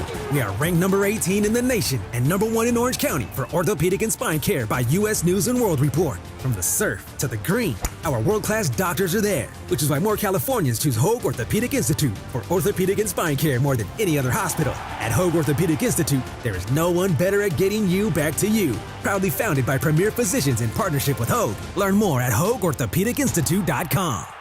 Don't miss the latest episode of the Blue Review with me, Greg Bergman, and Marcus Grant, talking all things Dodger baseball. Be part of the ESPN LA Blue Crew, 6:30 a.m. on the ESPN LA YouTube channel. In sports, the tape never tells the whole story. Hiring is no different. AI can make candidates look like an MVP on paper, so knowing the person and the skills behind the resume matters. That's where Robert Half changes the game. Our recruiters combine their expertise with award-winning AI to evaluate skills and fit quickly. Learn how we can find you specialized talent in finance, accounting, technology, and more. At Robert Half, we know talent. Visit roberthalf.com/talent today. My dad passed away unexpectedly. Of course, it was awful in every way, but we are very grateful that he had life insurance. So even after he was gone, he was still able to provide for us. And that's why I have life insurance for my family. Ethos.com. They make it fast and easy to get covered. It's 100% online. You get a quote in seconds. And you can apply in minutes. You get covered the same day. Get your free quote at ethos.com/game. That's ethos.com/game. Paid spokesperson. Time spent on application may vary. Online health questions required. Rates may vary. Hey, this is Rich Eisen. You're starting your day with the Sedano and Kap Morning Show on ESPN LA. Don't forget my show. The Rich Eisen Show is coming up this morning at 9 on 710 ESPN and the all-new ESPN LA app. Now, back to the Sedano and Kap Morning Show. 5 minutes after 8 o'clock. Good morning, the Sedano and Kap Morning Show on a Thursday. I'm live from ESPN Chicago. Sedano is in OKC, where the Thunder took care of the Spurs last night in Game 2. And Cappy's in South. Plus, we got producer Lindsay Baseball, Gregory Arthur Bergman, Kasim back at HQ. On this day in 1993, the number one hit, Janet Jackson. That's the way love goes, Cappy. Oh, you know it's the way love goes. By the way, I am loving, speaking of love, I love what we got going on here today. We are just covering America. Physically, geographically speaking, we are just all over the place, and we're bringing it all home here to L.A., Southern California, and via the app all over the place, and via Absolutely YouTube right. all over the world. Ramona Shelburne Momo is going to join us about her new story about Wemby and the Monks at 8:20 this morning. But Sedano, top of the hour integrity. Yes, sir. So LeBron and Steve Nash dropped a new podcast, Mind the Game podcast, where Steve and LeBron talked about his future. So let's start right away and get right into this real quick because this has just been released today, I guess last night. So question about his future. What is he still thinking about regarding his future? Let's touch on your future. A lot up in the air for you. Yeah. How are you approaching this, being that you have had already, I think I saw the other day this great thing. It was like you've had 4 Hall of Fame careers. So here you are having accomplished literally everything. Yeah. But you are still doing it at a really high level. And so you got to decide, do you want to play? Where do you want to play? Right. Who do you want to play with? All that stuff. What goes into that? I mean, where is your mind right now? Are you thinking about it every day? Are you getting close to feeling a direction, or are you just like, I need some time still? Yeah, I'm still in the moment of like just taking my time and saying I haven't even really thought about it too much. Obviously, I understand that I'm a free agent and I can control my own destiny. If being here with this franchise, for the foreseeable future, or if it's going somewhere else. But like, I haven't even really got to that point. I haven't even taken my family vacation yet, which is going to happen after Memorial Day.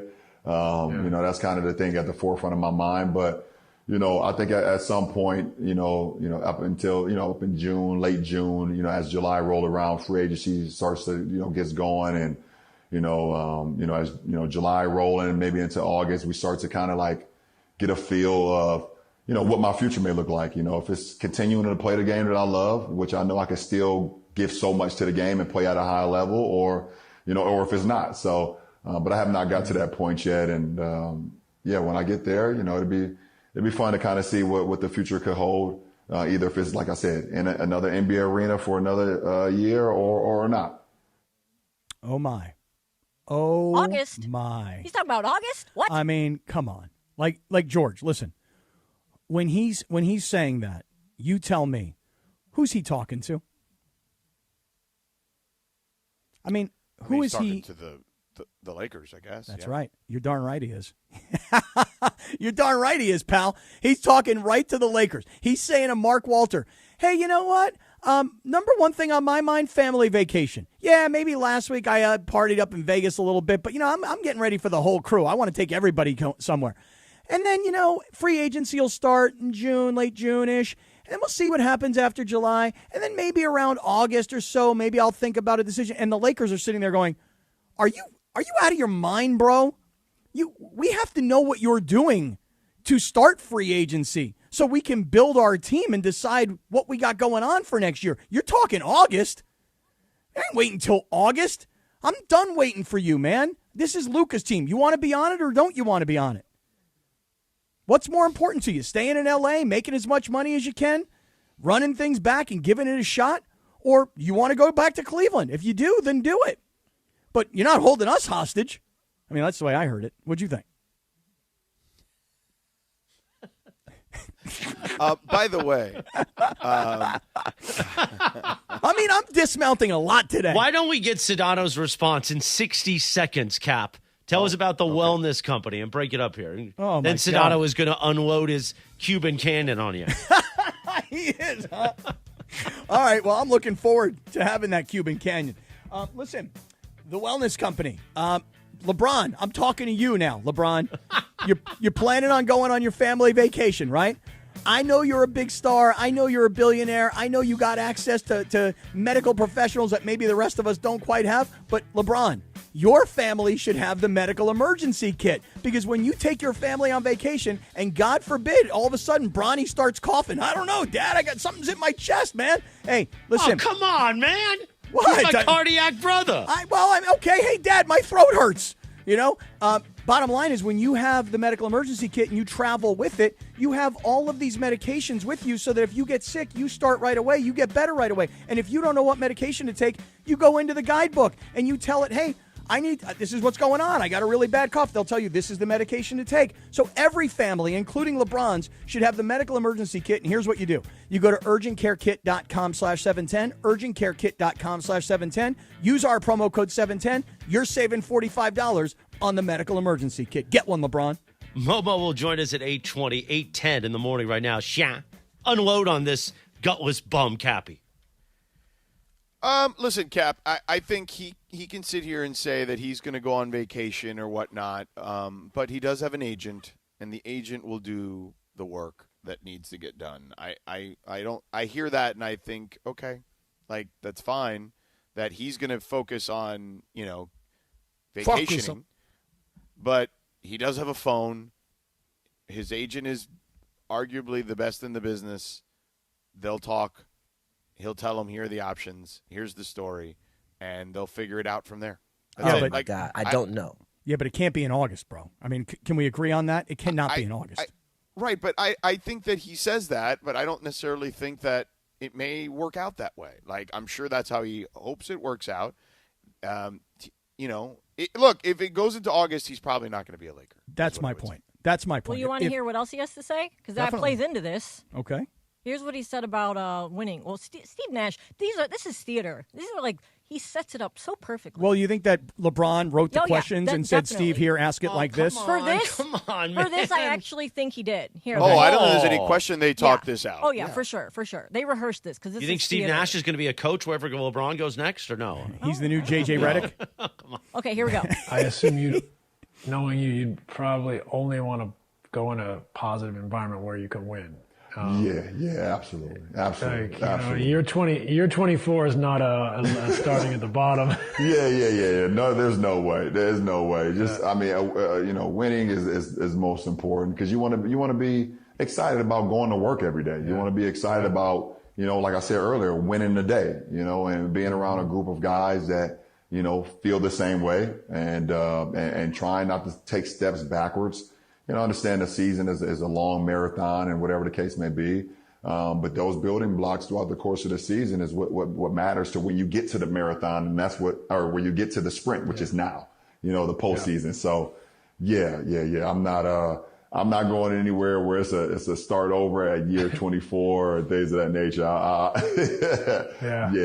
done with that.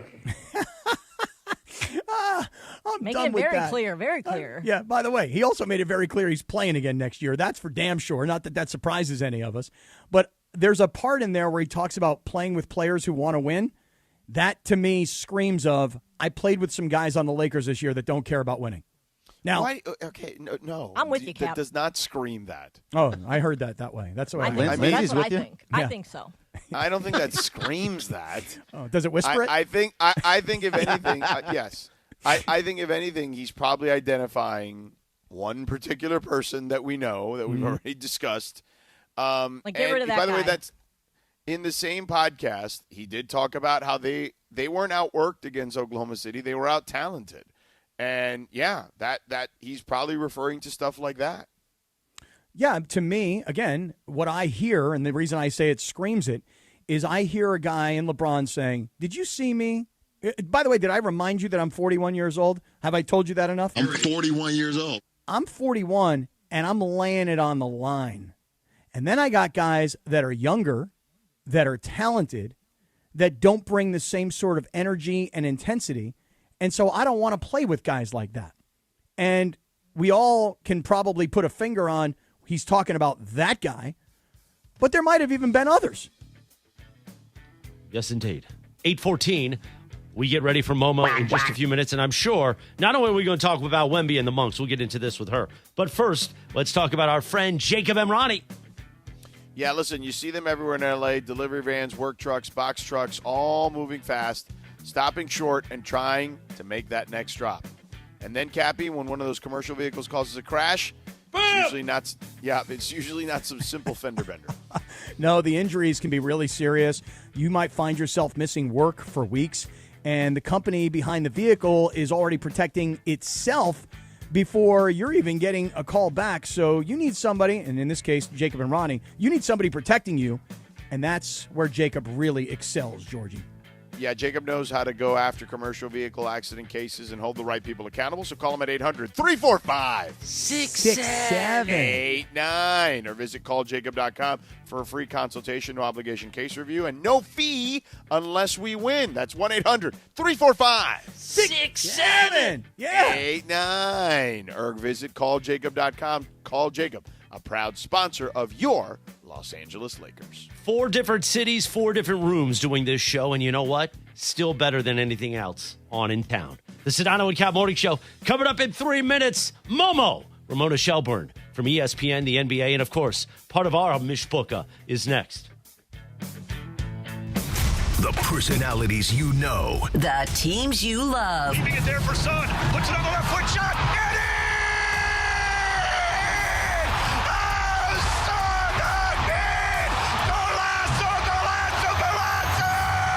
Teams you love. The station you spend time with every day. LA's mega sports station. ESPN LA 710 and the all-new ESPN LA app.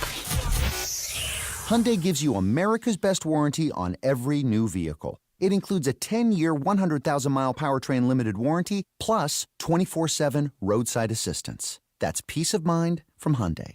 And these days, that's priceless. Get 0% APR for 60 months, plus 0 payments for 90 days on the Hyundai Tucson. See your SoCal Hyundai dealer. Offers end June 1st. Call 714-568-7676 for details. Rams fans, D-Far here. The Rams are making history in 2026, heading to Melbourne, Australia to face the Niners. You can be there. I've teamed up with True Fan Travel to hook you up with the ultimate fan experience. Game tickets, hotels, exclusive events, even a chance to meet me all in one package. This isn't just a trip, it's a once-in-a-lifetime experience. Spots are limited. Don't wait. Visit TrueFanTravel.com right now and secure your spot. That's TrueFanTravel.com. See you there. Hey guys, it's Sedano. Next time you're at my home away from home, LAX, look up. You'll see the future of travel in action. It's the all-electric Skylink train. It's now testing, and trust me, this is a game changer. What does it take to build a champion? It takes round-the-clock preparation. And soon, Skylink will connect you to the airport terminals, the new rental car center, and LA Metro. From practice to prime time, the LAX Skylink. Fast, free, and built for LA. In testing now to help you skip the traffic later. Progressive presents the Passionate Sports Fan Checklist. Signed jersey of your favorite bench warmer? Check. 14 bobbleheads that look nothing like the players they're emulating? Check. Twin TVs so you can watch the game on 2 different networks simultaneously? Check. Life-size wall sticker of your favorite player that routinely freaks you out at night? Check. A second life-size wall sticker so after the first one freaks you out, you see the second and you're like, oh right, the wall stickers. Check and mate. Bundle your renters and auto insurance with Progressive and save on protection for the things on your checklist. Get a quote at Progressive.com. Progressive Casualty Insurance Company affiliates and third-party insurers not available in all states or situations covered subject to policy terms. Rich Eisen here with some advice. If high-interest credit card debt is grinding you down, it might be time to call an audible with a SoFi personal loan. It consolidates your debt into one low monthly payment with no fees required. And with as soon as the same-day funding, you can make the right play fast. Call an audible on your debt today at SoFi.com/debtplay. Loans originated by SoFi Bank N.A., member FDIC. Terms and conditions apply. NMLS 696891. Fast funds terms apply at SoFi.com/debtplay. Hi, this is Sam Pines, partner at Good Karma Brands in ESPN LA. You're starting your day with Sedano and Kap. And Sedano, just to be clear, when we made those changes to the app, it wasn't to sabotage the show. I just knew you'd yell at Morales. And let's be honest, that's great radio. Also, serious question. If I get unsighted, can I join Phi Beta Kappa? Carry on, guys. 19 in the morning on a Thursday. Well, guess what? Sedano's not going to have Cappy and I to yell at tomorrow. It's going to be Sedano and Trudell on a Friday. Ball knower extreme. Ball knowers, boy. Great. Tell you what. Shout out to Sam Pines, by the way. Sammy and I opened a new partnership with a new organization yesterday. You'll be hearing about them next week. So Shmuley and I doing the biz Beautiful. side of things. Yeah. On this day in 2021, you know who was doing the biz? BTS. They released the song Butter. Did you say butter? Butter. And Meanwhile, then when you say butter, what's with the hand gesture? Because why not? Do a little butter. I wonder if they're going to put butter at my steak tonight in Chicago. I don't know. We'll find out. Meanwhile, you know who's got all the information about monks? In case you were wondering about monks, the one and only Momo. Ramona Shelburne joins us now on the Sedano and Kap Morning Show. Good morning, Momo. How's it going? Hi, Momo. That's an intro I've never had before. Yeah. There you go. I mean, you new things happen all the time. So, Momo, for those that are not familiar why you were talking to monks, Victor Wembanyama in the offseason, amongst many things he did this offseason, trained at the Shaolin Monks Temple, okay? Now, I think he's fascinating on a number of different fronts. He's very different. I love this just kind of killer mentality that he has at 22 years old. We don't really have a lot of precedent for that in any sport, let alone basketball. He has a different way to him. There's no question, Ramona. But before we get into the Wemby part of it, tell me, A, how you track down the monks, and B, tell me about the monk that you tracked down and his involvement with Victor. So I love that you asked me the story of the get, right? Because you've done this before, right? The get is the hardest part, right? Once you get them, then you have to make something out of it, of course. But I was kind of obsessed with the idea of finding the monks ever since I saw the photos of Wemby running through the temple and the forest and stuff last summer, right? Remember, it was just like random Chinese basketball fans were just posting stuff on Twitter and Instagram and stuff of like, look, it's Wemby, and he's shaved his head and he's running through the monastery, and it was like, what is happening? What is going on here? Like, is he at like I needed the full story, and I just was like, what monastery is this? Where in China is this? Like, how did he come to be here? What is he doing? Like, all of these things are not easy questions to get from afar, right? And I remember talking to our colleagues at Tencent, which is it's like the Chinese ESPN. And I started talking to them in just beginning of the season, going, guys, how do I find where this is? And so we started just randomly like Googling, Shaolin Monastery, and there's a lot of them. There's a lot of like Shaolin monasteries, and eventually we figured out it was the main one in Henan. It's a province in central China, which is like the main Shaolin monastery that's been there for 1,500 years.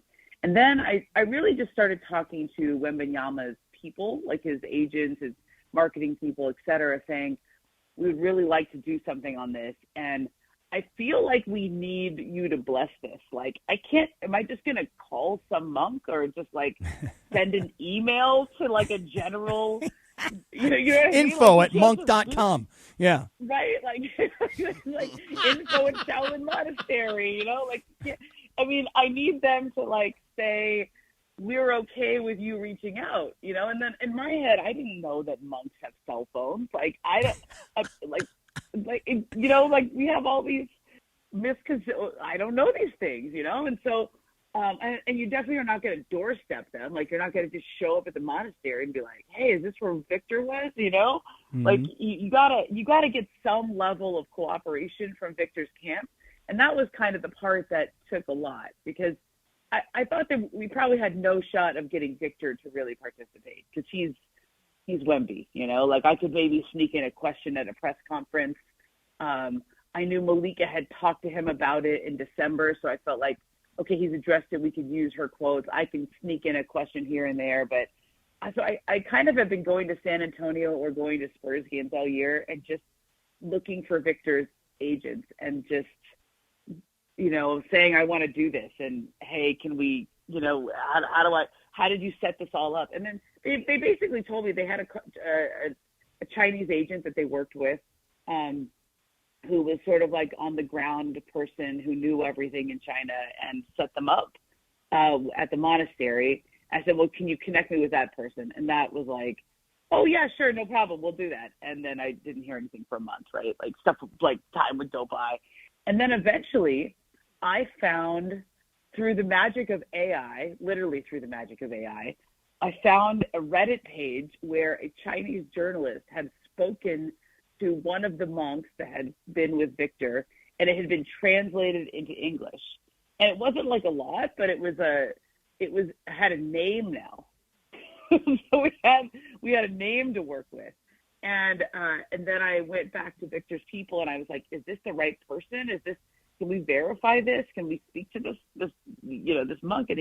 And that's what got me the level of cooperation to say, yeah, that's the right person. Here is his website. And once I had his website, then I started sliding into DMs. There was like a Instagram page and a WhatsApp number on the page and an email. And I started dropping names like, hey, I've been talking to his people. This is okay if I call you. And then I literally just called a Chinese cell phone and he answered. Man, right? Like we slid into all the DMs. And this is the master, the Kung Fu master? Yeah. Like he literally, it was Sunday night. My story's due on Monday. And so I've already come up with I had already had this other lead where his agent had talked to Pelinka and was talking about Kobe. That's how the story was going to read, that if I didn't get the monk. But I was getting so close. I was like, I think I can get him. I'm getting really close now.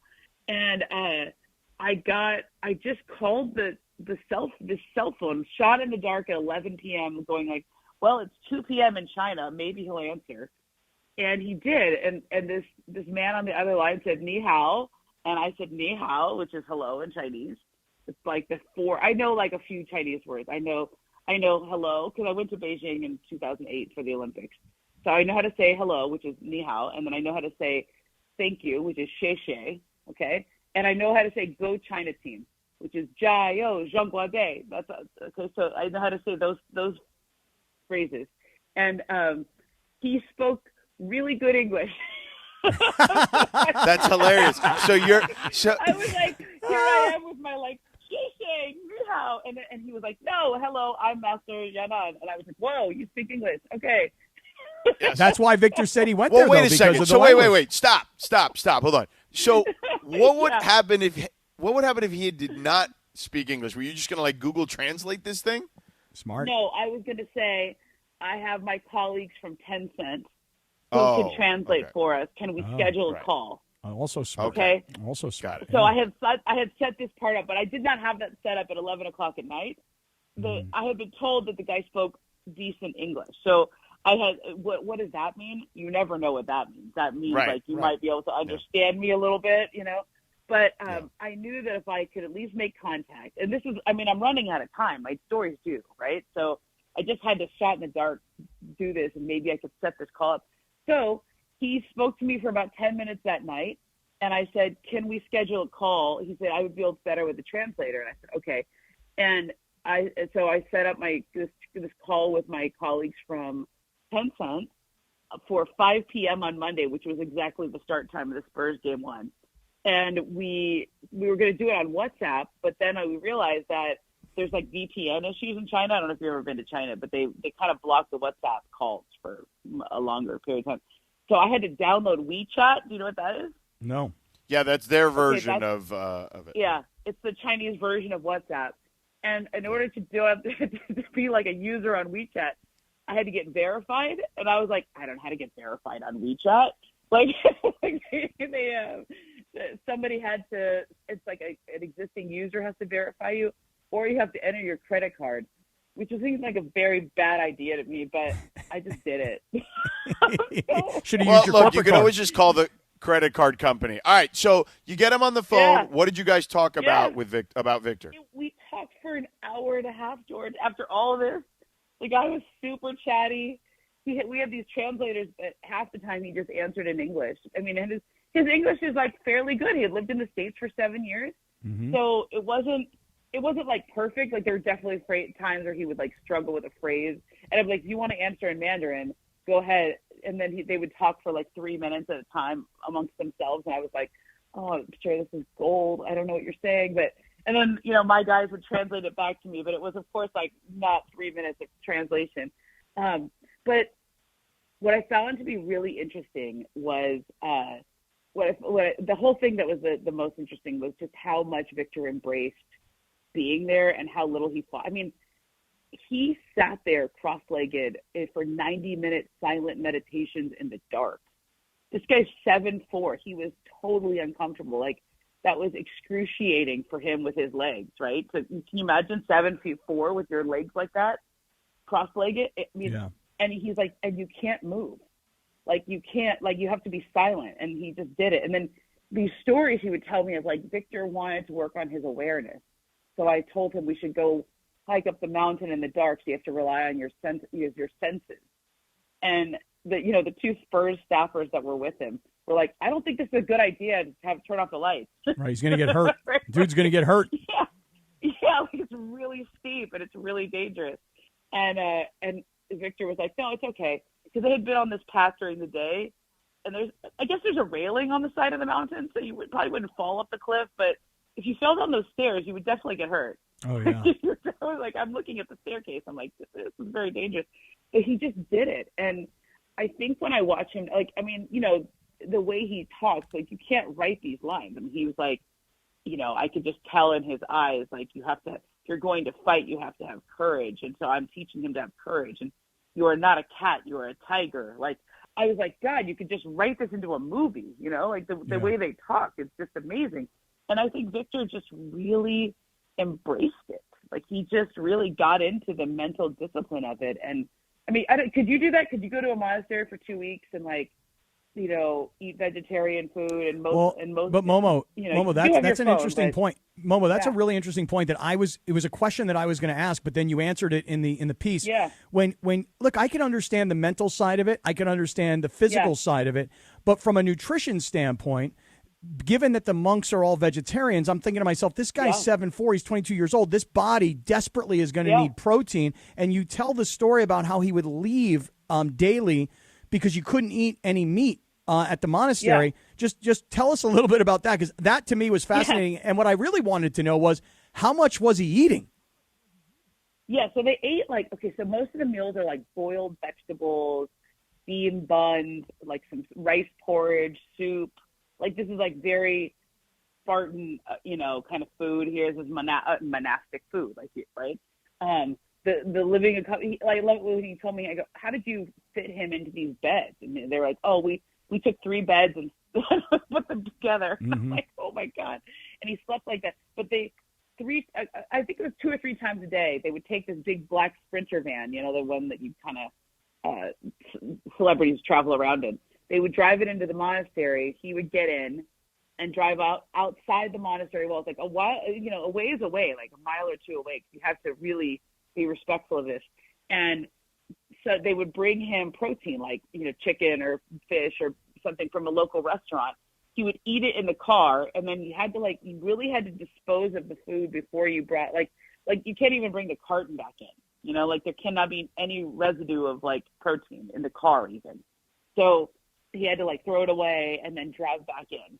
So he had to sit there, and you definitely can't get out in the middle of the city and eat. Like he's not going he's going to be recognized and mobbed by a crowd of Chinese, but he just sat in the car and ate it and then threw it away and then came back in several times, a couple of times a day, just to get the protein intake that he needed. Amazing that they were that flexible enough for him. But again, I guess for me, the big takeaway from this piece that you put together, Ramona, was, wow, this is a 21-year-old child. Now he's 22. Totally. But most 21-year-old kids who are this talented and already have this much money and fame, they're eating Skittles and Snicker bars and Big Macs, and they're going, hey, I'm getting by on talent. This guy has the height and the length and the talent, and yet he's willing to go not 110 miles an hour. This guy's doing 200 miles an hour to be that much better than everybody around him. That, to me, was the most impressive part about it all. Totally. Well, okay, so it reminded me a lot of Kobe. And I remember something Derek Fisher said about Kobe once. Derek said, if I don't know what it's like to be born with the ability to be the best basketball player ever. Like, I wasn't born with that natural ability or that ceiling, okay? But he was, when he was referring to Kobe, but I think we can apply this to Victor as well. But if you are born with the ability to be, like, the best basketball player ever, that is you want to self-actualize. You want to become that. Like, you have to do everything you can to try to reach that goal. Like, you have to try. And I think there's a lot of, I've studied a little bit. I went down a lot of rabbit holes when I was writing this, right? I was, like, watching videos of what it's like to train with the monks and, running up these stairs and mountains and stuff. But a lot of what Kung Fu is and a lot of what you learn about is, and this is something that Master Yonan said to me. He said, the meditation is where you build your inner strength. That's what you take in, and the Kung Fu is what you put out, right? It's like yin and yang. It's the inner and then what comes out into the world. But it's really about self-actualization. It's really about enlightenment, right? Reaching your highest being as a person. And I think that he has that at this age of 21, 22. Like, he's born and he's legitimately 7'5". Okay, I know he's listed at 7'4", but I think he's 7'5". He might even grow more. He has his athleticism. He has the mental strength. He legitimately could be the best basketball player to ever live, like ever. Go ahead, Jordan, Will, anybody, LeBron. This guy can be better than all of them. And so I think there's this. I think he's recognized that, and he's going to do everything he can to become that. And we are. I mean, literally, what's the LeBron billboard? We are all witnesses. Like that's what we are now. Ramona, he embraces it in a way that I've never seen at that age. Like, even LeBron at 22, I think, had these expectations, and we understood that. And at 22, he'd already had the series where he'd already been to the finals and beat Detroit. But I think this guy is taking it to a different level even than LeBron did, which is incredible to see. And I just think that he may be at 22 while I think LeBron was really impressive at 22, I think this kid may be even more thoughtful than LeBron was at 22, on top of the skill stuff that he's applying himself to. Yeah, look, he's unique in every which way, and if you're the NBA, for many years, Ramona, I'm sure you remember the European basketball player, particularly in the early 2000s, was considered soft, right? Is that an accurate way to depict them? Yeah, totally. Yeah, I mean, look, Kevin Garnett, right? What was, right? Kevin Garnett punking a lot of different guys, Marko Jaric and Pau Gasol in the finals, right? Like, and Pau turned that narrative around. I think that started there. Dirk certainly turned that narrative around. But I do think that Victor embodies it in a completely different way. Like, he looks up to those guys, all those European players. But he does things that I don't think I've ever seen guys do, and I think he's also very aware of whatever weaknesses. I'm using that not in a literal sense, but more in an existential sense. Like, he does, his game is not perfect, right? His body is not yet perfect, and the stuff I see him do just before a game, like the workout he does before a game. I would advise people, if you ever go watch one of his games, which you should go anyway. Just because you're going to see something you've never seen. But go there early if you can and watch him warm up. And every single move, and I would say probably after the Monks, I think this is more pronounced, every single move is deliberate. Like, there is a reason behind every single thing he does on the floor, whether it's this praying mantis thing he does where he's, like, balancing himself on one leg and hopping to the other. He does this thing with Bismack Biyombo where they're literally wrestling practically on the floor because of the level of physicality he's going to see. It really is fascinating just to watch him pregame, let alone in-game. And all this is stuff he's learned in that from this piece that you've written about. So that's what I thought that when I went into this, that's what I thought I was going to write about, which is that he understands his body. Like Brian Windhorst did a really good story with him back in when he first came to the draft, right? And they wrote about how he was really skinny and Bergman, I don't know if you're there, but remember Bergman has his famous quote, I don't know if you can. Sorry, Greg. I'm sorry. Brought it back for you, Bergie. It just never goes away. Oh my God. We bust his butt on this all the time, and he claims he never actually said it. But I think you might have been there. I was there. Mason was there. Listen, I mean, Bergman, you said it. It's an unfair thing to say. Look, if you look at his body type, that's what all of us were wondering. Like, same thing with Chet Holmgren, who then missed his rookie season with a foot injury. Yep. It was totally not an unfair thing to say. Greg, you are exonerated for it. However, thank you, Momo. Okay. But the reason why Victor is so incredible is that he understands his body, and he understands, like, if for a body type his size, you can't just go lift weights. You can't just, how everybody was like, that dude needs to put on 50 pounds of muscle. And he's like, no, that's not what I need. I need to get stronger, but not bulk up. Like, if I bulk up, I won't be able to move the way I will the way I do. I will not be able to play the way I do. I will increase my injury risk because I won't be as flexible. I mean, have you seen him do the splits? Have you seen these videos where he's saw doing, those pictures, forwards? Oh my God! I mean, what Master Yanan told me. He said, I watched one of those training videos and I was very impressed. But then he was like, that we were going to make him do like more of that. Like, he kind of laughed about it. Like, those videos where the monks are climbing the stairs like on all fours, they going up and down the staircases on their hands and and legs. They like made Victor do that. I was like, and I said to Master Yanan, I go, can you do that? He goes, oh yeah, that's easy. And I was like, oh, okay. I mean, we're like climbing mountains and going up and down mountains on our hands. Okay. But like he knows, like, how do you get stronger without bulking up? You learn to do Kung Fu. Like, you learn to generate force the way that Kung Fu guys generate force. That's how you do plyometrics, right, is what it's called, I believe, where you use your own body weight against itself. Right. And you take in look, if we're speaking in the terms that they would use, you take in the chi, which is energy. You center yourself with whether it's meditation or focus or however you're going to just describe the mental, the inner strength that you're going to build. Thank you, Pepper. You got to focus. That's right. Right. Focus. You got to focus. Honestly, it kind of threw me for a second, and then I realized what a great drop it was. Okay. So, and then you learn how to generate power from inside and put it out in the, like, without just building strong muscles with weights. Like, this is a brilliant training. It was a brilliant move, and it reminded me, Buna Injai, who's his agent, he said he comes from a generation that looked up to Bruce Lee. You remember Bruce Lee and Kareem Abdul-Jabbar? Mm-hmm. Sure. Look at Kareem's body type.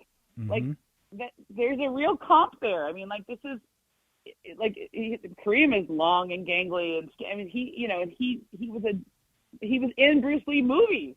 Right. I mean, like, this is really smart in the way that they've approached this and the way Victor approached this. And I think I am not at liberty to say what he's doing next summer, but I've heard some things. I think what he does this summer is going to be the same kind of thing, but in a different way. It'll be really interesting if he follows through on it, because I think he knows exactly what he needs. Right? Like, I would say, I said this to my editor when I was writing. I go, I was there when he won Defensive Player of the Year, and he was telling all of us that earlier in his career, his coaches said to him that he's not actually very good on defense. And I find that hard to believe, obviously, because he's really good on defense. But he was mostly just tall, and he would intimidate shots, but he didn't understand how to play defense the way he does now, right? Like the positioning and the angles that you take, just the overall way he plays defensively. And I thought I was like, you know what's amazing about Victor is that he takes the notes. Like how many times does like Bergman tell you something about your show? Like, hey, I want you guys to be more this or more that. Yeah, like, we don't really listen to Bergman, though. Well, but I mean, we go to Bergman School, the Bergman School of Content. You don't listen to me either. Don't worry. Like, do you guys take the note? Do you listen to the feedback and do something with it? Sure. Like Victor takes the note. Usually Sedano calls me screaming, saying F you to it, but that's okay. Mm-hmm. I mean, like, I know how I feel when I have editors, I try to take the note. Sometimes I think they're, totally off base or whatever, but I try to at least take it nicely, I think this guy, I think he listens. He's like coachable. He's like the greatest player out there right now, and he's still coachable. And he's a kid. He's a child. And he's a kid. He's a baby. The great Ramona Shelburne. Now, I made this joke on Mason and Ireland on Tuesday. Do you think the monks were prepared for the amount of volume that a conversation with Momo goes? Were they overwhelmed? No, maybe he was a little, but I deliberately slowed myself down because I knew I was speaking to somebody who was not English first language, right? Right. So I slowed down, but I think I got so excited at one point that I didn't. Oh, beautiful. He was pretty chatty. He invited me to come. He said, "Do you want to come to Shanghai?" He's in Shanghai now. Or you want to come to the monastery? I'd love to show you around. I was thinking to myself, like, I should do that this summer and come back 2 weeks. Dude, let me tell you something. If I were in my 20s again, I would. If I was 20 years younger, okay, I would totally want to do what Victor did. Like I would do it now. 20 years ago, I would do it now. No way. Yes, sir. I don't think my body would hold up. Oh, I would take the challenge. I would definitely take the challenge. As a matter of fact, Momo, the only thing in this whole story that I was like, well, that's not really that impressive. But this is the difference. Yeah. Okay, but this is the difference between you and me. You also thought you could do 50 push-ups one time at a golf event, and you did like 43 and collapsed. Yes, you think and almost died. Climb up, You think you're gonna Cappy, you're a bum. Climb no, this I think I could mountain do it. like Victor did? I think I could do it. But the only thing is this. Last thing from me, Momo. Real quick, Cappy, real quick. All right. The only thing that wasn't as impressive was this whole thing about him doing this walk in like 4 hours versus a normal person does it in 7 hours. Yeah, that's because Victor takes one step and it takes me 25 steps to catch up. I was like, okay, look, I looked at the mountain that he climbed up. I watched like YouTube. I'll send you guys videos of it if you want to see it, okay? And I was like, so he dribbled up the stairs, and the guy was like, yes. Sometimes if there were other people on the stairs, he would stop to let them go by. And I was like, oh, my God, like this guy. But then he goes, I go, how does he do it so fast? And I go, oh, well, he could probably take like 3 stairs, Right. The great Ramona Shelburne. Momo, we love you. Have Wait, a great real day. quick, Chris. Real quick, before we go. Is Carlo doing the YouTube today? Carlo and Tim, I believe. Yeah, so I want the YouTube audience to see the interview that Ramona did. We've got this version of Ramona talking to the Shaolin monks. I want to make sure that we have that available for the YouTube audience to see. Ramona, doing her thing on assignment, talking to the monks. We have it or no? I don't know, but man, I'd like to see that myself. All right. Apparently, we'll work on that. Maybe in the YouTube hour, we'll bring it back. There we Ramona, go. have a great day. Okay, we'll bring Thanks, it Momo. back. Yeah. Bye, Momo. 8:47 on a Thursday. Momo's just the best. Let me tell you about my friends at Life Source Water, and then Dr. Victory from the Wellness Company will join us. We'll get ready for the Rich Eisen Show terrestrially, and then us on YouTube and the app. In Los Angeles, because I'm in Chicago, so I'm not going to say here in Chicago. I don't know how their water is here. But in L.A., it's filled with chemicals and chlorine. That's exactly why I got a Life Source whole house water system. Don't be a city water sleazeball. That's right, Pepe. Don't be a skivozo. Call our friends at 800-WATER-99 or visit lifesourcewater.com. For the month of April, no, it's not April, it's May. That's why that special's done. But you call 800-WATER-99, LifeSourceWater.com, and they're going to take care of you with great installation, great service. Over 250,000 people have chosen LifeSource Water, and you should be too. Take care of your water system. Don't get out of the shower and feel gross and disgusting. Be like Johnny I, and I'm going to do this. I wonder what people in Chicago are going to think when I do this. Wiggle it around like Johnny I. Yeah. Wiggle it around. Get it. Where's my chair? 800-WATER-99.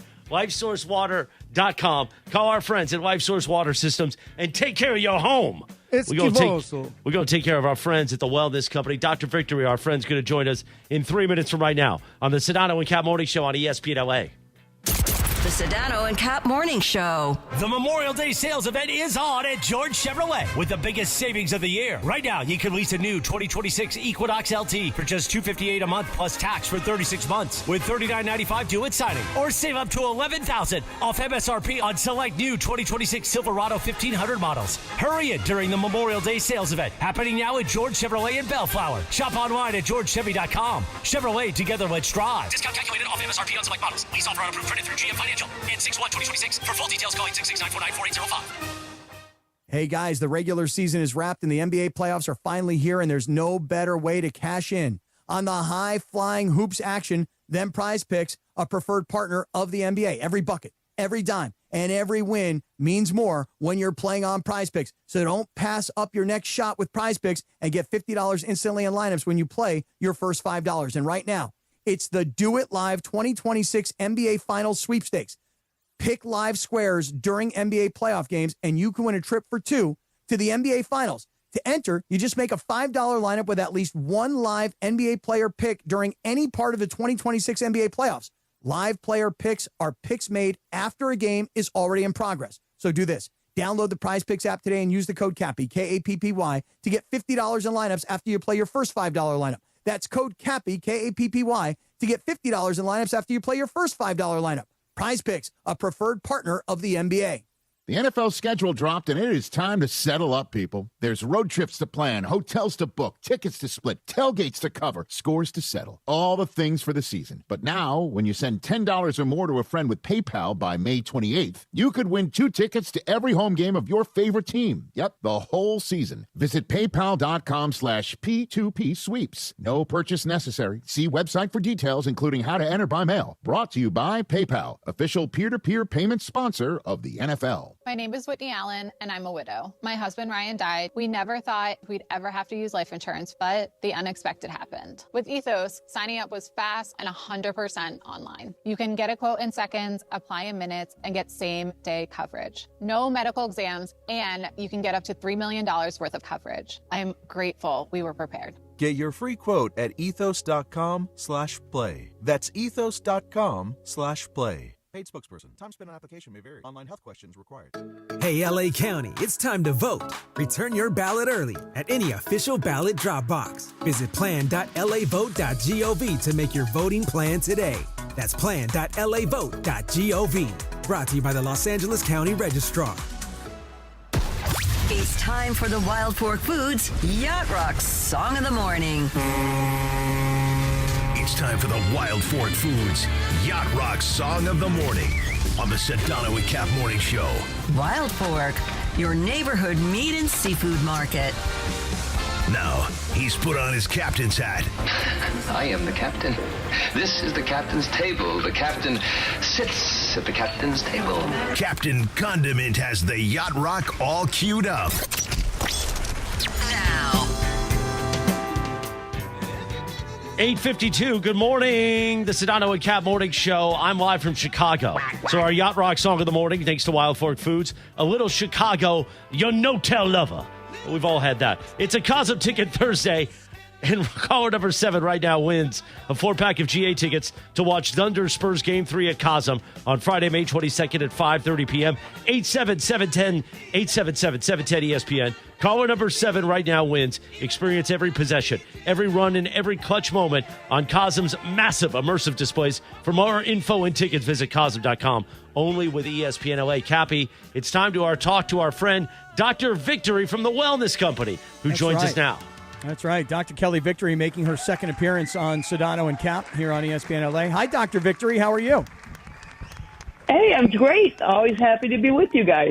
Yeah, we've got about 3 minutes, Doc. I just want to keep things super tight, but I tell everybody about the medical emergency kit and why everybody needs one for the summertime. Talk to us about families going on vacations and why it's so important to have this with you. Boy, nothing will throw a wet beach towel, if you will, on your vacation or holiday plans like an unexpected illness or an injury. It could be something as simple as a sinus infection, bladder infection, an infected bug bite that is going to send you in search of an urgent care or an open pharmacy. And that's the last thing you want to do on a holiday. That is, unless you already have the medications in hand already with you that you would need to treat those things. Things like antibiotics, antivirals, medication for traveler's diarrhea, medications to treat infected bug bites or scrapes, those sorts of things. And that's exactly what we have in the medical emergency kits. They come with a broad range of prescription medications that are prescribed for you. They come in a regular prescription bottle with your name and the instructions on it. And all of the kits also come with a very detailed guidebook that will help you to understand how and when to use a particular medication. Doc, very good job, because I carry mine with me everywhere. And we had a guy, I'll make this very brief. We had a guy recently tell us he had this terrible chest cold. He waited 30 days. He finally got antibiotics. 2 days, he was back to life. He's like, why didn't I have the medical emergency kit? That's why, Dr. Victory, we recommend everybody, every family, especially getting ready for summer vacations, everybody has to have one of these. Absolutely. And think about the upcoming holidays between Memorial Day and the 4th of July. There are going to be huge celebrations, but all of those things put extra stress on the infrastructure, on the system. The last thing you want to be is in the ER on one of these holiday weekends where if you have something like a chest cold or a bladder infection, you can count on waiting for 6 to 8 hours while those doctors treat other more urgent and pressing issues. So that's the last thing you want to do. You can lose days of your vacation in addition to the fact that you just don't feel well. So having these medications on hand ahead of time is a true lifesaver. No doubt about it. Dr. Victory, always a pleasure to chat with you. Next time we'll have more time. Doc, get off to a great summer. We really appreciate you, and I want everybody to know that if you go to urgentcarekit.com/710 and use our code 710, you're saving $45 on the medical emergency kit. That is a win by Dr. Victory, Christopher. Absolutely right. We love the Wellness Cup. We love Dr. Victory. We also love the Sedano and Kap Morning Show. We're live from Chicago, at least I am. Sedano is in OKC. Cappy is in South. And coming up, the Eisen Show, top of the hour. We continue on YouTube and the app, Cappy.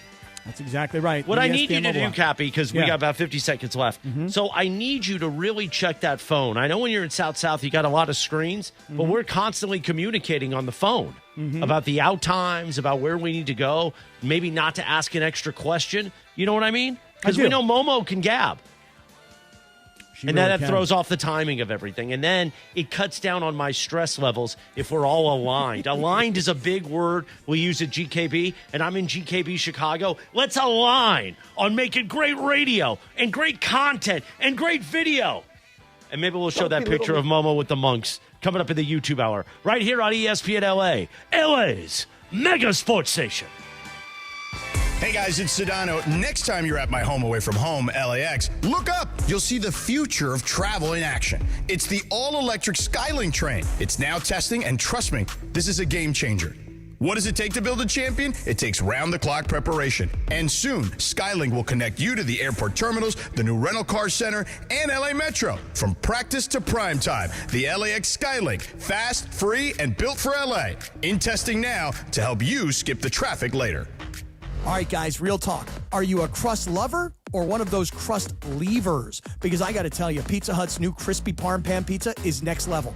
It's the original pan crust you already love, but now they've baked Parmesan cheese right onto the edge. I'm talking crispy, golden, cheesy crunch with that soft, fluffy inside. Grab a medium, one-topping crispy parm pan for just $11.99 or go large for $3 more. Order now at pizzahut.com or on the Pizza Hut app. No one out-pizzas the Hut. Limited time offer. Additional charges for extra cheese, toppings, and recipes. Rams fans, DFAR here. The Rams are making history in 2026, heading to Melbourne, Australia to face the Niners.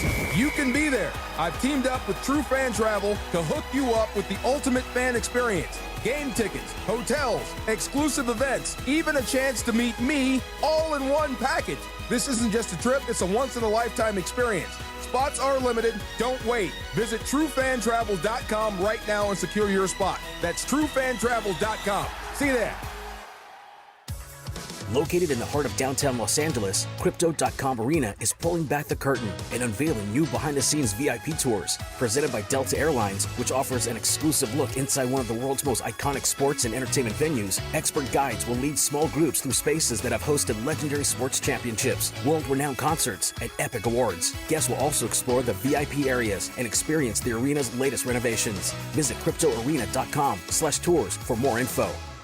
The NFL schedule dropped, and it's time to settle up. There's road trips to plan, hotels to book, tickets to split, tailgates to cover, scores to settle, all the things for the season. But now, when you send $10 or more to a friend with PayPal by May 28th, you could win 2 tickets to every home game of your favorite team. Yep, the whole season. Visit PayPal.com/P2P sweeps. No purchase necessary. See website for details, including how to enter by mail. Brought to you by PayPal, official peer-to-peer payment sponsor of the NFL. In sports, the tape never tells the whole story.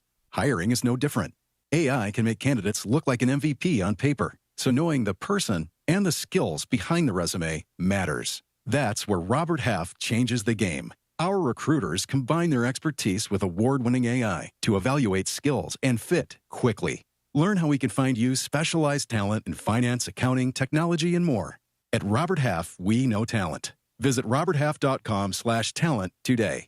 710 ESPN, your home for the 17-time world champion Lakers. KSPN Los Angeles, a Good Karma Brands radio station. Previously on the Sedano and Kap Morning Show.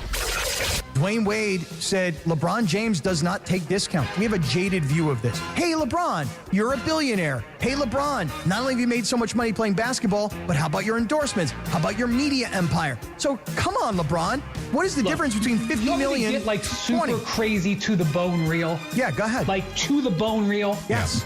They're not winning it next year anyway. Because you're not climbing over San Antonio and Oklahoma City in one spot. And I don't know about Denver, and I don't know, maybe the way things are falling, you could beat Denver. Can you beat Minnesota? Maybe, okay?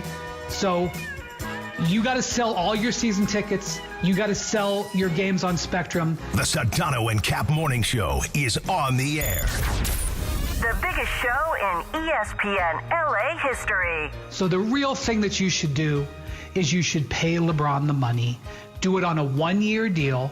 Don't give him multiple years. Give him what he wants on a 1-year deal. Give him a big giant hug and say, we can't wait to see you back. And you kick the can down the road for a year.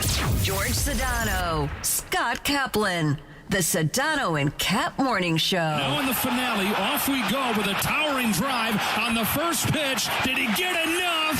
Merrill can't get there. It's gone. First pitch of the game.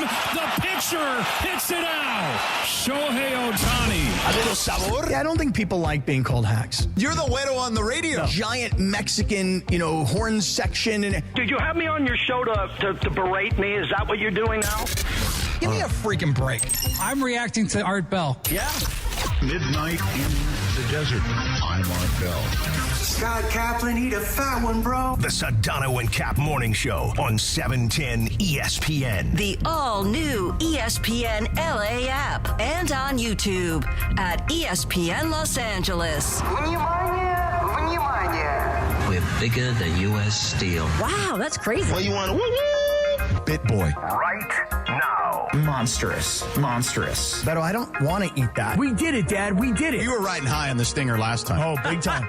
Right, that's right. Of course we were. So, Mom Girls, stay tuned. Hey, Beto, where you been, homeboy? Oh, yes, indeed. 9:02 and 30 seconds. Good morning. Welcome to the Sedano and Kap Morning Show, the Power Hour, the YouTube hour, and on the app, the ESPN LA app. I am live from Chicago. WMVP 1000 AM, ESPN Chicago. High high atop this building. It's beautiful. Sedano is in OKC where he watched the Thunder fight back against Wemby and the Spurs.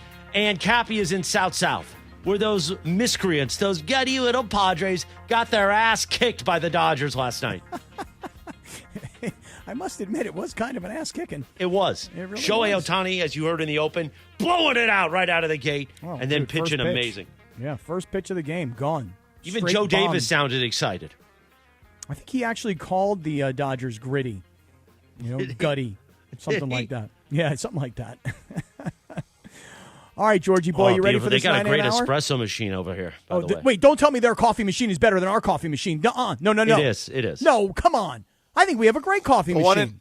The one in Cleveland and Milwaukee, I think, are too, perhaps. Theirs is the same in Cleveland, but it was broken when really? I went there. Oh, good. I'm glad theirs is broken. Ours works nice. Oh, yeah. Ours Well, works this is really also well. known as the Sedano breakfast hour because I ordered breakfast. What'd you get? What'd you order? Let me hear. Did Just- you get runny just some eggs eggs. like Wendy likes? No. I ordered the same thing very regularly. Just an omelet, some wheat toast.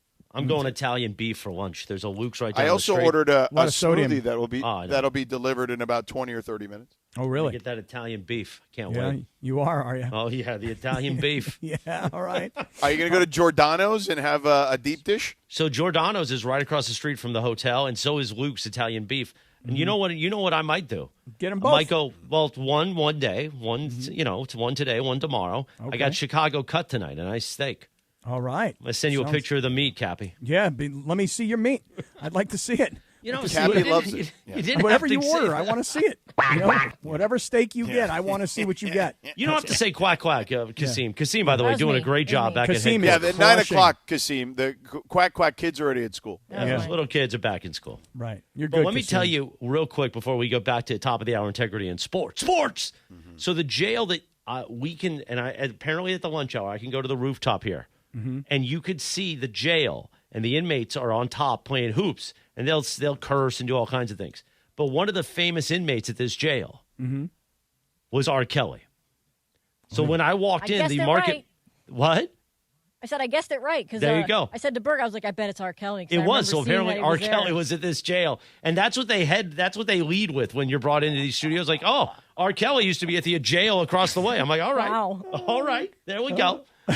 By the way, I also saw David Kaplan, one of the great personalities here in Chicago. Yeah, He goes, what's right. going on, Morales? He goes, let your Cappy know that I'm the real Cap. Oh, I said, all right. Wow. Well, he is a television legend here in Chicago. He's like the Jim Hill of Chicago. Oh, David really? Kaplan. Apparently, I don't know. How about you see my boy Sylvie there? at Not ESPN yet, because they're Chicago? not on for like 3 more hours here. Oh, he's a good boy. That's Sylvie. He's all right. He's exactly. okay. You know another boy that's all right? Who's that? Another guy that's a mensch, as we say? He's here for his weekly visit, the great. How are you? Dr. Robert Clapper, the Weekend Warrior Show you'll hear at Saturday mornings presented by Cedar Sinai. Dr. Clapper, how are you? If we got Clapper Kaplan, soon we'll have a minion. Yeah, that's right. We need one. We need one, Doc. Let me tell you. By the way, Doc, I want to ask you something real quick because I'm in Chicago. And, of course, they're Yes. famous for the deep dish here. But I think deep dish is crap. And you're the pizza is. expert. You're the pizza expert. It is. It's like talking about apples versus oranges. Good luck to you making a cake and putting sauce and cheese on it, but don't call it a pizza. Leave me alone. I don't know, man. I'm going to disagree with you guys. It's not my preference, but a deep dish where all the meats and everything are covered up by the cheese, and when you have to use a fork and a knife because it's not pickup pizza, I kind of like a deep dish pizza. Well, I have just discovered the greatest New York slice. You don't have to buy the whole pie. Slice of pizza in L.A., and it's right out of Far Rockaway, Queens, except the guy's from Brooklyn. And it's in the Valley by Sherman Oaks, and it's called Pizza Wagon of Brooklyn. Ask for Anthony. Tell him you're a weekend warrior. It is the best slice you'll put in your mouth. It's a whole different concept. Yeah, what you're describing, Scott, is delicious, but my mouth is watering as I'm trying to think about eating that tip of that piece without a fork and knife, putting it in my mouth. Understood, but just one quick question. You said the guy's name is Anthony? Anthony. Okay, well, the way you said it, it wasn't like Hey, Anthony. Yeah, it was like, yo, Anthony. Anthony. Anthony. Remember that commercial? Yes, The right one over that here. The mother screaming out the window, Anthony! Today is Prince Spaghetti Day or whatever it was. What a great ad that was. Yeah, I don't remember what it was for, but you're right. Doc, Doc, George and I have a lot of questions about a lot of injuries that we want to kind of jump right into. Yep. I'm going to ask you this. Were you watching this San Antonio-Oklahoma City game last night? I did, and I felt terrible for his hamstring. This is Ron Harper's son. They can't win without this guy. Well, by the way, both Jalen Right. Williams, who just came back for Game 1, went out at halftime or before halftime of this game as well. And I was surprised Both of you have been in sports for so long. Now you realize an understanding of not only the injury, but the type of injury absolutely dictates who wins the championship in every sport.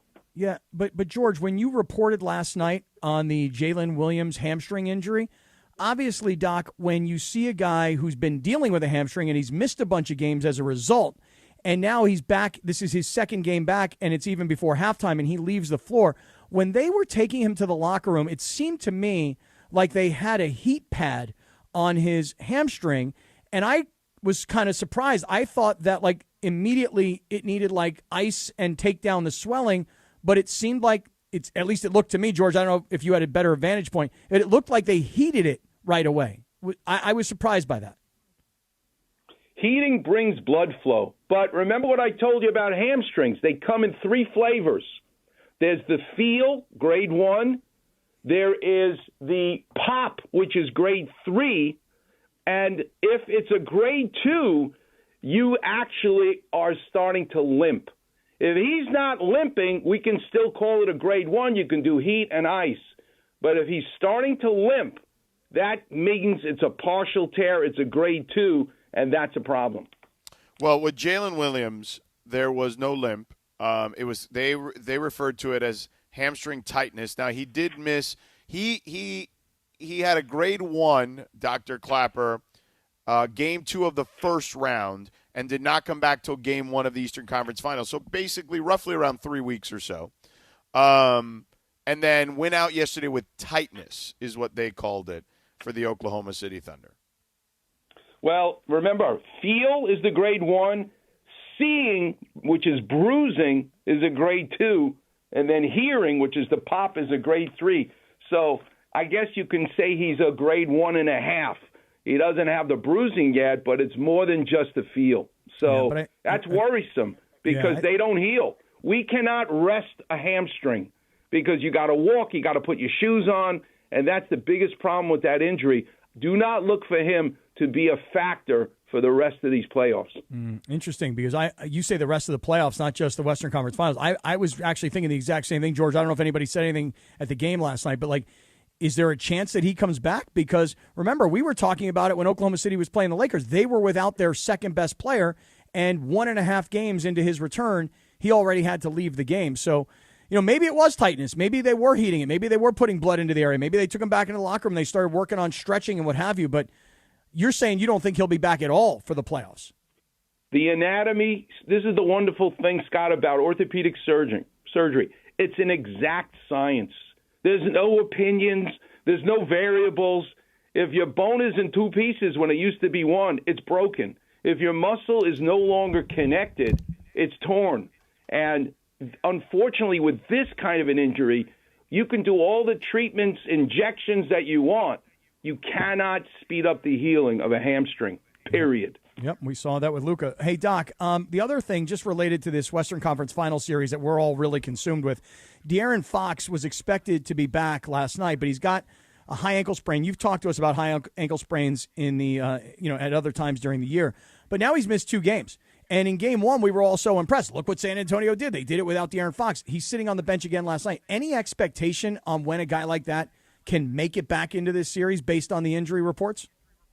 So Lindsay was good enough to tell me that you were going to talk about De'Aaron or wanted to talk about De'Aaron Fox. So I looked up his injury history. He's had ankle issues, left and right side. This one happens to be his right ankle with a high ankle sprain. Going back 2019, 2020, 2022, and 2023. The good news is he's dealt with it before. Marcus Smart had a chronic ankle thing as well. It's great when the player has dealt with it so they know what they can and cannot do. That's the good news. Here's the bad news. A high ankle sprain is is much worse than a low ankle sprain. Kobe Bryant played a lot of games with a low ankle sprain. It is very hard to do it when the injury is above the ankle joint itself. Could he be back? Yes. Will he be 100%? Absolutely not. Doc, as we talk about the basketball-related injuries, I actually want to really bring it home here. We were all watching last night, in addition to the Western Conference Finals, we're all watching the Dodgers and the Padres, and the Dodgers take 2 out of 3, and Ohtani hits the home run on the first pitch of the game, and the game is pretty much over. But there are a lot of injury issues to deal with right now on the Dodgers. I'll start it off with Blake Snell. This is the second time we're talking this season about loose bodies in a pitcher's arm. It was Edwin Diaz earlier. Now we're talking about Blake Snell. What is your expectation on a return for Blake Snell? How long does it take to have this sort of surgery and still be able to get back and be productive? The problem with Blake Snell, in my opinion, is that in 2019, he had the same left elbow with loose bodies that were removed. And from what I understand, they also attempted to go after some bone spurs, even though they're using the tiny nano needle scope.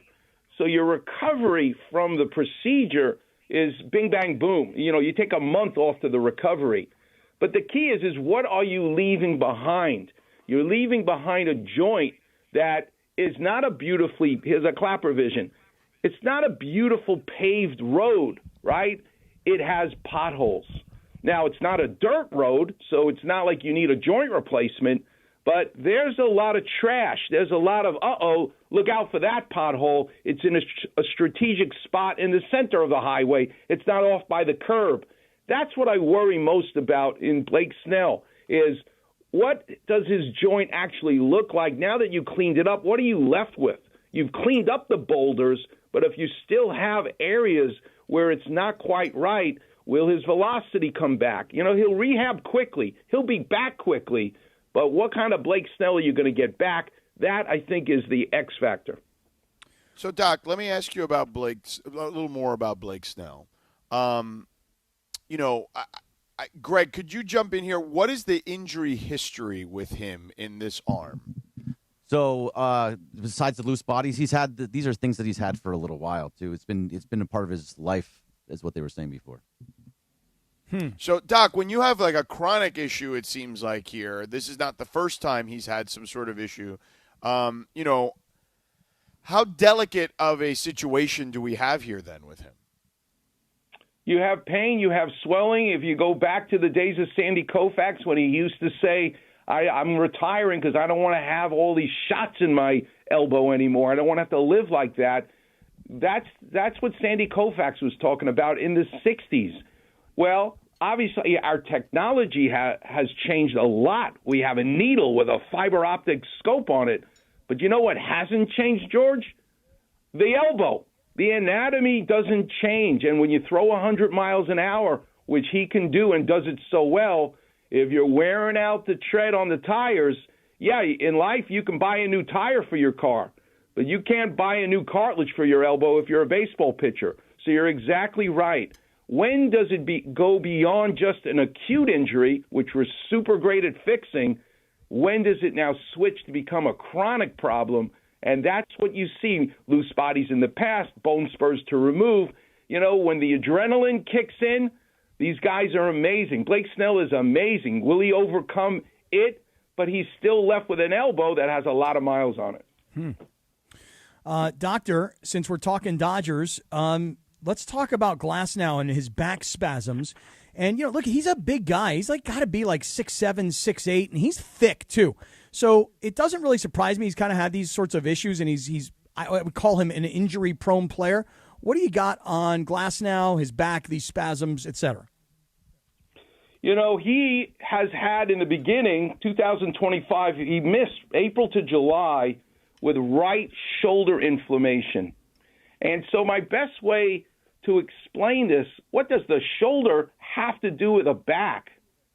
And it was Dr. Frank Jobe, my hero, my mentor, my teacher, who was the father of Tommy John surgery, who discovered that what accelerates your whole body to be able to throw 100 miles an hour is not anything in your elbow or your shoulder. the accelerator, the gas pedal, if you will, the clapper vision to get the 100 miles an hour in a pitcher is your back.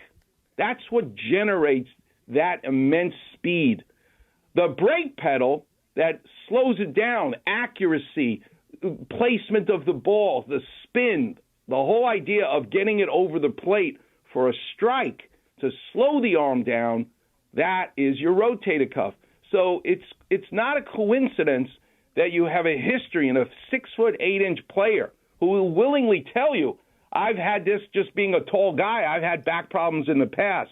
He's even said it.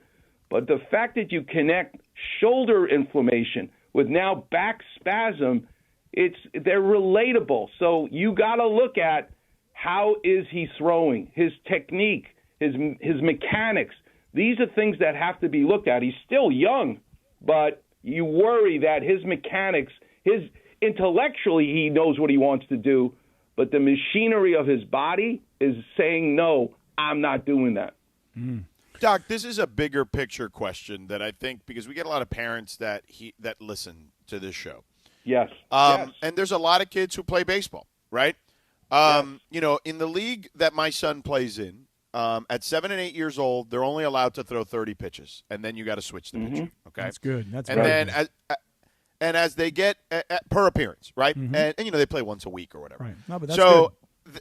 Then after that, I think the next age group, I want to say it's 9 and 10, they can throw 45 pitches, and then the 11 and 12-year-olds, I think, can throw up to 60 pitches. How do you view for parents who you know, have their kids playing baseball or softball, right? Because there's wear and tear on the arm there as well, in regards to pitch count and things of that nature at a young age. So I'm going to share with you, and tell me if I've done this already, but I have a memorable moment in my career as an orthopedic surgeon where I had the Little League dad in my office with the son. The dad did all the talking. Kevin, as he looks at his little kid, tell Dr. Clapper that your elbow hurts. And the little boy said back to the dad, but it doesn't hurt anymore, Dad. Go ahead, Kevin, tell Dr. Clapper about your elbow hurting. Because this, I'll use a Yiddish word, but I even shouldn't use it on the radio. This putz, basically, is trying to get his kid to tell me that he's hurting. Let me guess why. Let me guess. He wants the kid to have Tommy John surgery now. Yes, that's what he because he read a freaking article that, you know, we don't only have Ramona Shelburne, who's amazing. We have a lot of journalists who aren't that great who write articles that say things like you're stronger after the Tommy John than before. And Dr. Job used to be so upset because the reason people believe that, even the pitchers believe it, is just that their rehab changes. They focus on their mechanics differently. We're not making your elbow stronger. So, and here's the key to your question, though, George. It is a whole different ballgame to deal with a little leaguer, a skeletally immature, they're still growing player. When a kid says their wrist, their elbow, their knee hurts, the weaker structure in people who are still growing, the girls and boys, is the growth plate. It's a weaker structure than a ligament. So if your doctor, your pediatric doctor, ever says to you he has a sprained elbow or a sprained shoulder, no, kids don't get sprains. You, with a negative x-ray, the weaker structure is the growth plate.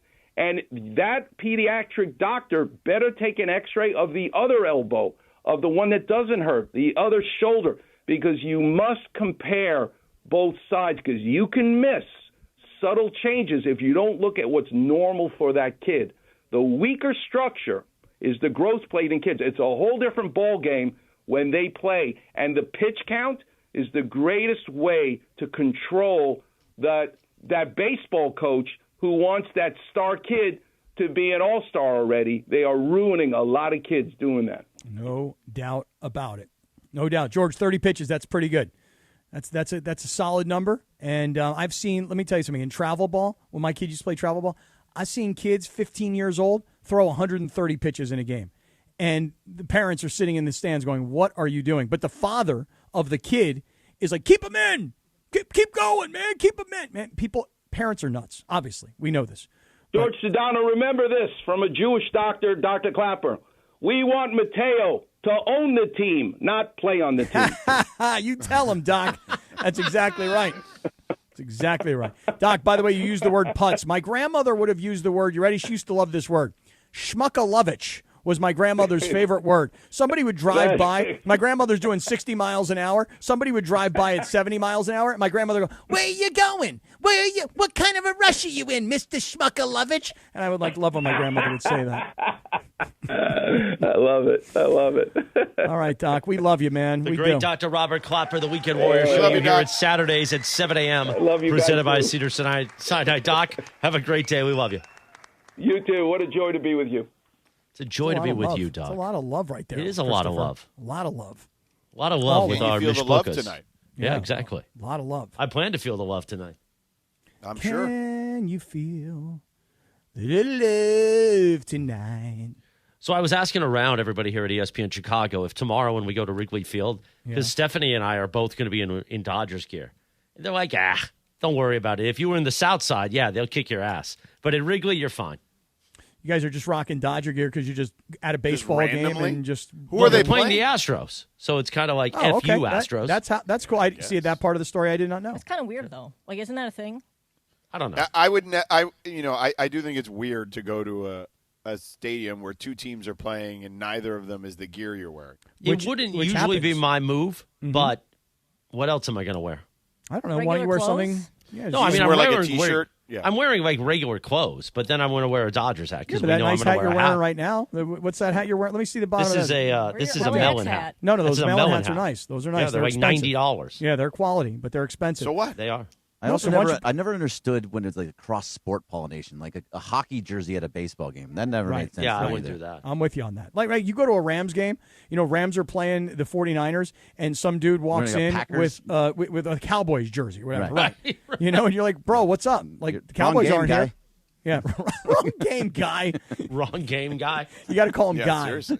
Remember, I'll wear that LAX hat that I was sporting at LAX yesterday. By the way, I was getting a lot of weird looks like, what's this guy doing in an LAX hat at LAX? Yeah. Did anyone ask you for directions? Like, hey, do No. you know where Terminal B is? But I think they were freaked out by the whole thing. And security. So I got through security very quickly. Yeah. Oh, yeah. And the So tell us TSA the story. Go confirmed ahead. paperwork worked. So like I said yesterday, I paid the $45. It basically has your name and your birth date on it. So I walked through, and we go through, United Premier Access. We check in, all that stuff. Then we're going to TSA. And, of course, I'm getting nervous. And this is my first booze-free flight since I was 12 years old. So I'm nervous. And Stephanie's like, it's going to be okay. It's going to be okay. So we walk up to it, and I'm like, good morning. And they're like, good morning. And, they have to take the scan of your eyes. And I show them my ID, and there's 2 pieces of paper. And the gentleman goes, what is this? I said, TSA confirmed my ID. He goes, okay. He goes, usually people have it on their phone. I go, yeah, but I printed it. I thought it would be easier. He goes, okay. Then he calls over, I believe, the supervisor. She comes over. Then you were shaking, huh? I wasn't, because I knew, like, listen, guys, I got this thing buttoned up. And she looks at it. She goes, check, check, check. She goes, where's the end date? I go, well, it's on the second page. And she goes, well, you screwed up when you printed this. You made it too large. Oh, wow. And I go, well, I just hit print, ma'am. And I'm kind of chuckling like, yeah, I'm an idiot. I'm sorry. She's like, well, it needs to be on one sheet of paper. And I was like, okay, next time I'll do that. But the end date is 10 days from now. She goes, mm-hmm. And so she goes, have a good day. So we're walking through. She goes, shoe check. He needs to take off his shoes. Now, luckily, I was wearing the Skechers slip-in. So I was like, whatever. Yeah, but you also don't have – did you have pre-check? No. Oh, then you have to take off your shoes. No, they stopped doing that recently. No, they stopped doing it. Like, Oh, really? A couple weeks ago. Because Stephanie didn't have to take off her shoes. Yeah, they just did it recently. No, I was targeted for taking off my shoes because I had 2 pieces of paper. Because you have this weird thing that nobody else has. Yeah. They targeted you. No, they targeted it is you. weird. I paid $45 to the TSA. Yeah, but Hey. they did target you. It's because you have to have things printed. Right. Well, no, and she you said I also want it have, on my you phone. have this weird thing that nobody else has. I like it printed. And it's okay. Guess what and else they I were had? like, I printed this out my weirdo. boarding passes, No, too, ahead of you time. didn't. That's okay. Yes, I That's did. fine. That's all right. Yes, I did. Some I want people like to paper. print it. Really? Yeah, no, What are that's you- fine. Oh, yeah. No, it's okay. Don't get shamed My into mom printing. doesn't Do that even for, like- print her boarding pass. I okay? do. It's I was fine. just going to say, like, elderly people do that. Yeah, elderly Guess what? I people. did it. I almost died, if you didn't know. Right, he's so I like elderly. things on paper. Yeah, I understand. Hey, by the way, how come when the TSA agent said, shoe check, how come you didn't turn around and point to your hat and go, hey, I'm with LAX, girl? At that point, I thought, listen, let's just get through this quickly. Because this whole conversation started with you're wearing Dodger gear to a Cubs game against the Astros, and it's weird that you're wearing an opposing team, even though they're not really in opposition in this particular game. If you were wearing a San Diego airport hat in the LAX airport, you're like, this doesn't work, but you were wearing the right hat to the right game. Yeah. Right? I was targeted for a shoe check. You were targeted. You were targeted for a shoot check. Like, hey, I'm going to run down and get my smoothie. Are we doing the Lindsay segment here or what? Yes, we can. Yeah. Where are you going, George? I'm going to get my smoothie, man. No, when you say you run down, like, what, you got to leave your room and go to the lobby? Yeah, they delivered it. By the way, I believe we have a spot here that we can take. I got eggs here too already. Let me see what you got. Take a look at that. No, lift it up higher. Omelet. Oh, that's a nice. Wait, more. Lift it up higher. During Dr. Clapper, we could actually hear the fork and knife. No, it was great. I meant to send a text. Like the gnat sound, it sounded like we were doing a live remote during a brunch. From a diner. Hear the gnat sound. How about when he takes his headphones off and he puts his microphone down? He takes his headphones off, puts it like, right. Oh, George, well, I had to get the late. I told you that it was coming. The Sedano and Kap Morning Show, always made possible by the official. Go get your smoothie. The official personal injury attorney of the Sedano and Kap Morning Show is the great. There it is. See, there it is. The great Jacob Emrani. If you're injured in an accident, call Jacob 800-345-6789. That's 800-345-6789, or call jacob.com. I believe we have a 60-second spot there to hit Kasim. So let's take maybe a 90-second timeout if you got a promo there. When we return in 90 seconds, we'll do the Lindsay segment as we do each weekday at 9:30 a.m. It is the Sedano and Kap Morning Show on ESPN LA. This is the Sedano and Kap Morning Show. He's the son of a school teacher and Navy veteran who built a company worth billions and walked away from it. Tom Steyer, pledging to give away half of everything he earned to charity and fight for Californians. So when out-of-state corporations weren't paying their fair share of taxes, Tom Steyer led the fight for Prop 39 and won, making sure no one takes advantage of California and gets away with it, and earning California billions of dollars for our schools. Tom took on big oil to stop them polluting our air and water and smashed them. Tom fought for free school lunches, so no child goes hungry while learning. Tom Steyer, strong enough to take on the special interests crushing us with the cost of living. As governor, Tom will stop Wall Street from buying up middle-class homes, lower utility rates by 25%, and ban corporate PAC money from polluting our politics. Other politicians talk, Tom Steyer gets it done. Ad paid for by Steyer for Governor 2026. The Sedano and Kap Morning Show. We'd like to thank our founding partner, Providence. Providence, caring with compassion in Southern California. This is the Sedano and Kap Morning Show. 9:30 on your Thursday. The Sedano and Kap Morning Show, Lindsay segment time. We like to play a TV theme. Well, it is earlier. We talked about International Tea Day, TEA. Well, it is also the 74th birthday of Mr. T. Oh. This is the theme song to the A-Team. Of course, he played B.A. Baracus. I just watched 2 episodes of the A-Team. You did? Really? Yeah. Like on streaming? No, so here's what happened. I was in New Orleans, obviously, with my daughter's graduation this past weekend, and I was staying in this Airbnb. Now, I have this thing. Tell me if you guys do the same.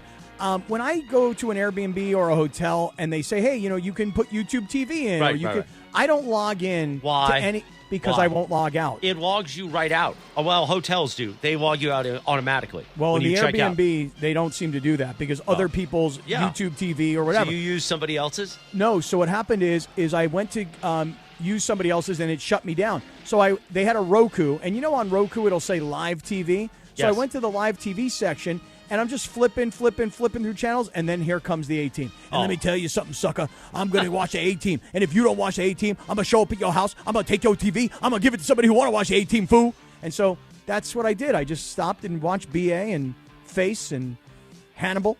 And I love it when a plan comes together. You can follow her at Lindsay Baseball on Twitter or Instagram. The Lindsay segment made possible by Hernandez Wholesale Flooring. If you're in the market for new flooring, shop at Hernandez Wholesale Flooring, where every day is a deal. No gimmicks. Call 866-62-FLOOR or go to HernandezWholesaleFlooring.net. No sale beats wholesale. Take it away, producer Lindsay. Thanks, Christopher. All right, so as I'm sure you guys know, OTAs are going on right now in the NFL, and they're not mandatory. They're optional.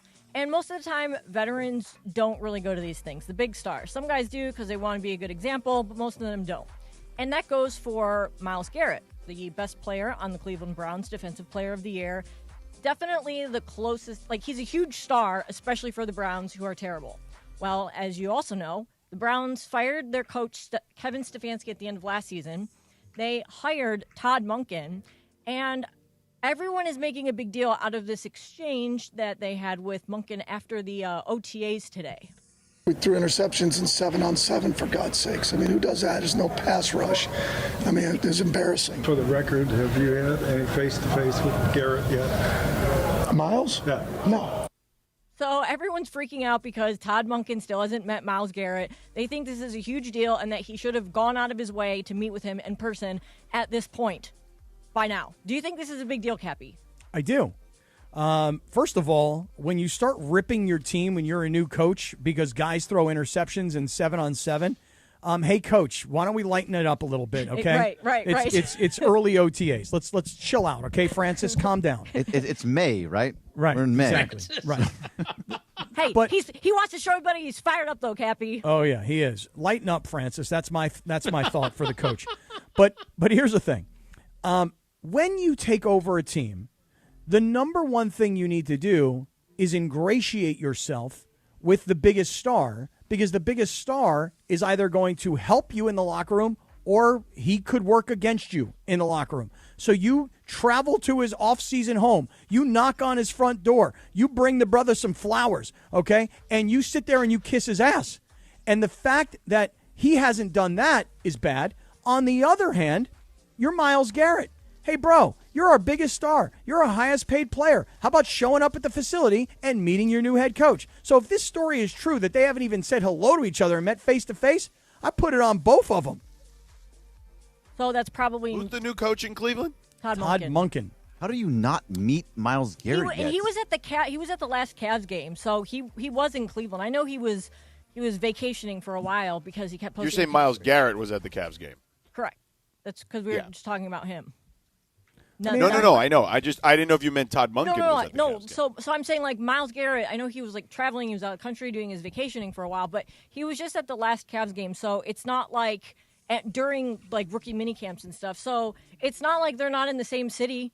Wait, the clip says he hasn't spoken to him He yet, hasn't right? met him face to face yet. So That's have they talked on the specifically what he phone at asked least? him. I don't know. He just asked him all right, specifically, have okay. you met with Myles Garrett face to face? Either way, it's an outrage. How about this? How about when Todd Monken calls Myles Garrett and Myles goes, hello? And he goes, hey, Myles, it's Todd Monken. And Myles goes, who? Who are you? I've never heard of you, pal. Well, Seriously. That's when he said when he asks him, have you talked to Myles? And he's like, Garrett? Well, no, the other Myles. What do you think he's talking about, you idiot? I already don't like this guy. It's not starting out very well. By the way, you're right. You're right. I'm going to go, Cappy, just for you. I'm going to get you puppets this weekend. I'm going to get you 2 puppets. Yeah, Cappy puppets. I'm telling you. So that I can do different characters. Yes. It'd be hilarious. When you're with one or the other person, I just want you to talk to each other. Why don't you borrow a little Cappy? No, wait. You know what we should do? Bergie, Can you here's what we should imagine what do. little Cappy's been through the puppet? Oh, Berg, yeah. Berg. man. We How haven't about seen this? him in a while. I wonder where little Cappy's been. Probably Bergie, in a dungeon somewhere. let's just get colorful socks. Oh, I'll fine. use socks as Fine. puppets. You Just know what I glue mean? some googly eyes on some socks. That's all you do. Right, we gotta do this for you. Hey, I need a Myles, Cappy. How are you, man? Hey, coach, how are you? I'm actually surprised you haven't talked about Aaron Rodgers yet, Cappy, because Michael Wilbon did say the only real breaking news is when he announces his retirement, which he did yesterday. That is true. He did say that he was going to retire after this season. So there is news making. You know what Aaron Rodgers is, George? Now he's now relevant because we know he's going to retire. Yeah, he is relevant. Well, now because we know he's going to retire. But if we didn't know that, he was irrelevant. Nah, he was still relevant. No, he's not. Me and Michael Wilbon don't see eye to eye on this. Well, listen, no offense to you, and you know I love you. I'm going to side with Michael Wilbon every time. Well, I know that's sort of the problem, is you're just going with Michael Wilbon because he's Michael Wilbon. You're not going with him because you agree. And also because he's a scholar and a gentleman. And you're a Scumbag? scoundrel. Oh. Scoundrel. I wasn't going to go. I mean, it's a much nicer way to say scoundrel. Scoundrel's nice. But, you know. Scoundrel's a very nice thing to say to somebody. I took that as a compliment, just so you know. I mean, you're a dirty, rotten scoundrel. You know what I mean? But, I am. Exactly right. But, scumbag, it just feels nasty. Right. Yeah, but I've watered it down now. I've watered it down. What, you could use watered dirtbag. No, you haven't. No, you have not watered You've it amped down. it up. You could use dirtbag. That's like not as offensive. Or I jabroni. tried that once, and it didn't feel as good. What about jabroni? Dirtbag is less offensive. Still doesn't feel nice. Like scoundrel feels like, wait, is that a good thing or is that a bad I tried thing? to work in Skivozo, but then everybody kept asking me, what does Skivozo mean? I None think of us know. That's weird. Yeah. By the way, in Oklahoma City, Cappy, they don't have avocado, but Esquivoso. they gave me a bowl of guacamole, basically. I saw that. Fresh We're all guacamole. sitting here watching you eat it. We know. Well, how do you think they got the guacamole? That means I know, but that's why I said to her, that's why when she said I don't have avocado, I said, okay, then that's fine. Don't worry about it. You don't have to bring anything then. And she's like, she also brought me an extra bowl of potatoes for some reason. I don't even understand. Good with This the lady guacamole. that took my order had no idea what I was talking about. I don't know, but you're I sucking on actually that said- smoothie, and it looks good. It is good. And no juice in the smoothie, so no extra sugar nonsense. What do we got? in there. We got any almond milk in there? Just or something? Greek yogurt. Yeah, it's just Greek yogurt, almond milk, and some berries in there and some protein. Oh, yeah? A little whey protein, a little vanilla whey protein, perhaps? Yeah, some couple scoops of whey protein. Yeah. That's a substantive meal you're having here today. Well, I'm probably not going to eat again until nighttime. So, yeah, because I got to connect. There's no directs from here anywhere. Well, I mean, there is to L.A. At least I can get home if I needed to. But outside of that, not a lot of directs from OKC. is the whole plane that you're going to be on, like people that are from the media and whatnot, like probably. Oh, going I to don't know. that I'm game? taking a late flight. I would imagine most of those people are already gone by now. Oh, okay. But there's no direct Yeah. flights to San Antonio. Isn't that a big airport? No, Oklahoma neither City, are big tiny, airports. You know? Yeah, neither of them are big airports. So, yeah. So no, they're all the people I would imagine have left already. I'm taking like a 1:45 flight to do the show. Oh, well, thanks. Appreciate that. I do. Oh, you're welcome. No, I know you appreciate it. I Glad just to thought know it your was. schedule. Yeah. Okay, so I'm gonna do a Lindsay segment, fade out into the regular rest of the show segment because it's about LeBron. So obviously his latest Mind the Game podcast episode came out, and we played a couple clips from that. But there's two we haven't gotten to yet that I think we should play. The first one is obviously relevant because Steve Nash asked him about OKC and like how it was tough losing to them. And I know you kind of mentioned what he said, George, but let's play the clip about that. At the end of the day, there's 29 teams, if that's the case, who are all failures, if that's always the narrative. Because it's only one champion, every year. So, I have the passion and the admiration to host the Larry O'Brien Trophy up every single year, but I also have a realization of, what particular team I have been a part of in that particular year. And, understanding this year, we fought and we played to the maximum ability of our team. But ultimately, if we're being completely honest, we were out-talented. We were not outworked. We were not, they didn't out-physical us. They didn't outsmart us. I feel like we were just out-talent, by OKC. They just possessed so much more talent. Yeah. And they might have had a couple more possessions where some IQ could kick in, but that happens throughout the course of the game. That goes for both teams. I feel like there's times where we had moments where we out-Q'd them, but IQ'd them. So, but at the end of the day, we failed in talent. OKC just possessed so much more talent than us, and you could tip your cap to them, obviously, and understanding that. But you can't get caught up in that, especially when you know that you're undermanned for sure. Wow. I mean, that is some real candor right there, but he's not wrong. I mean, he's just telling it the way it is.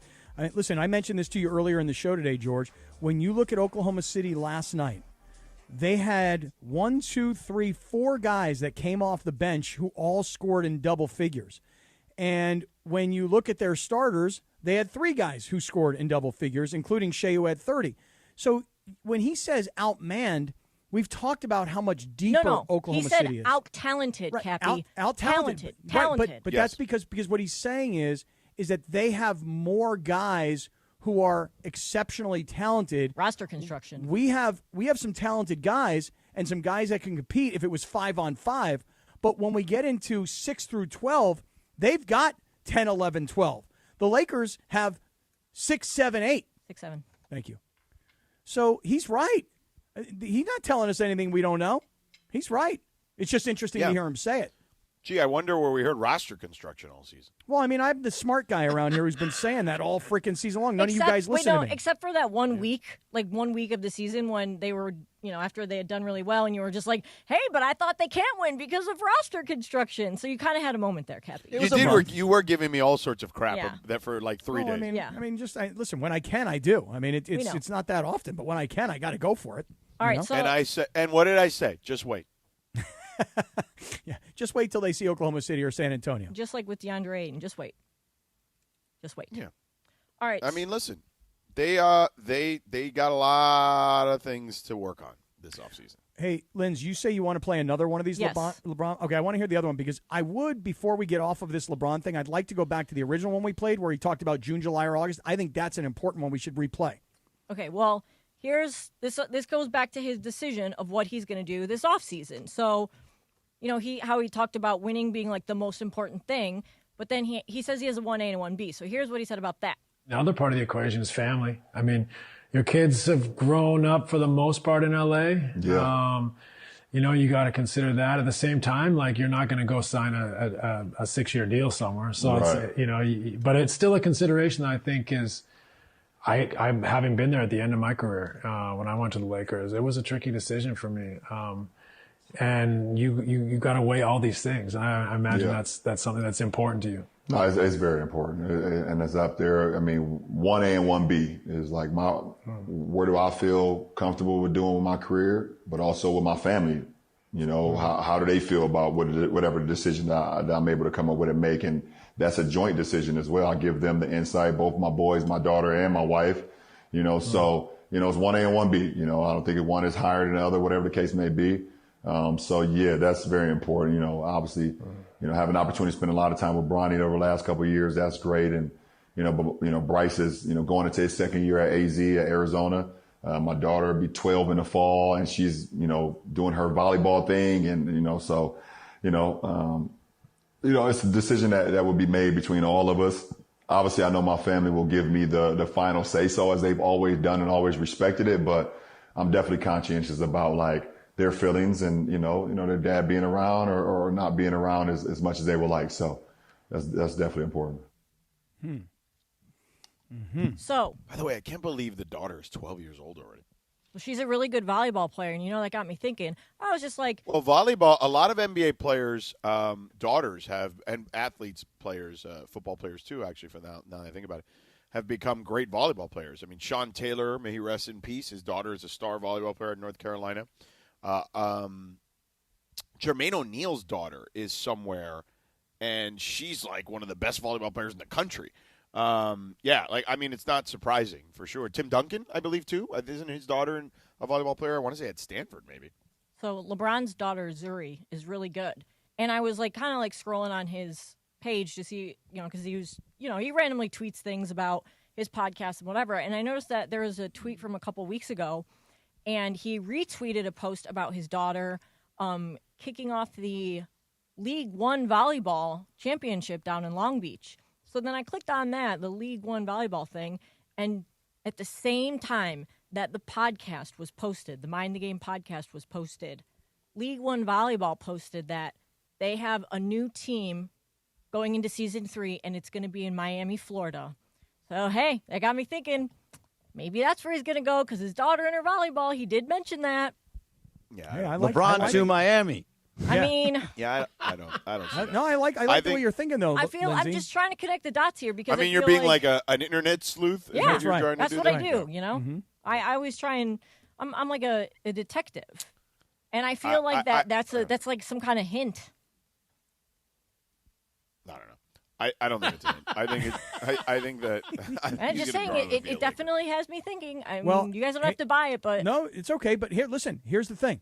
If you go back and you play the first soundbite from this conversation that we were talking about earlier today, and I know that we wanted to bring it back, when LeBron starts talking about his timeline, that is something that I think he's, A, talking directly to the Lakers, and he's threatening them, make no mistake.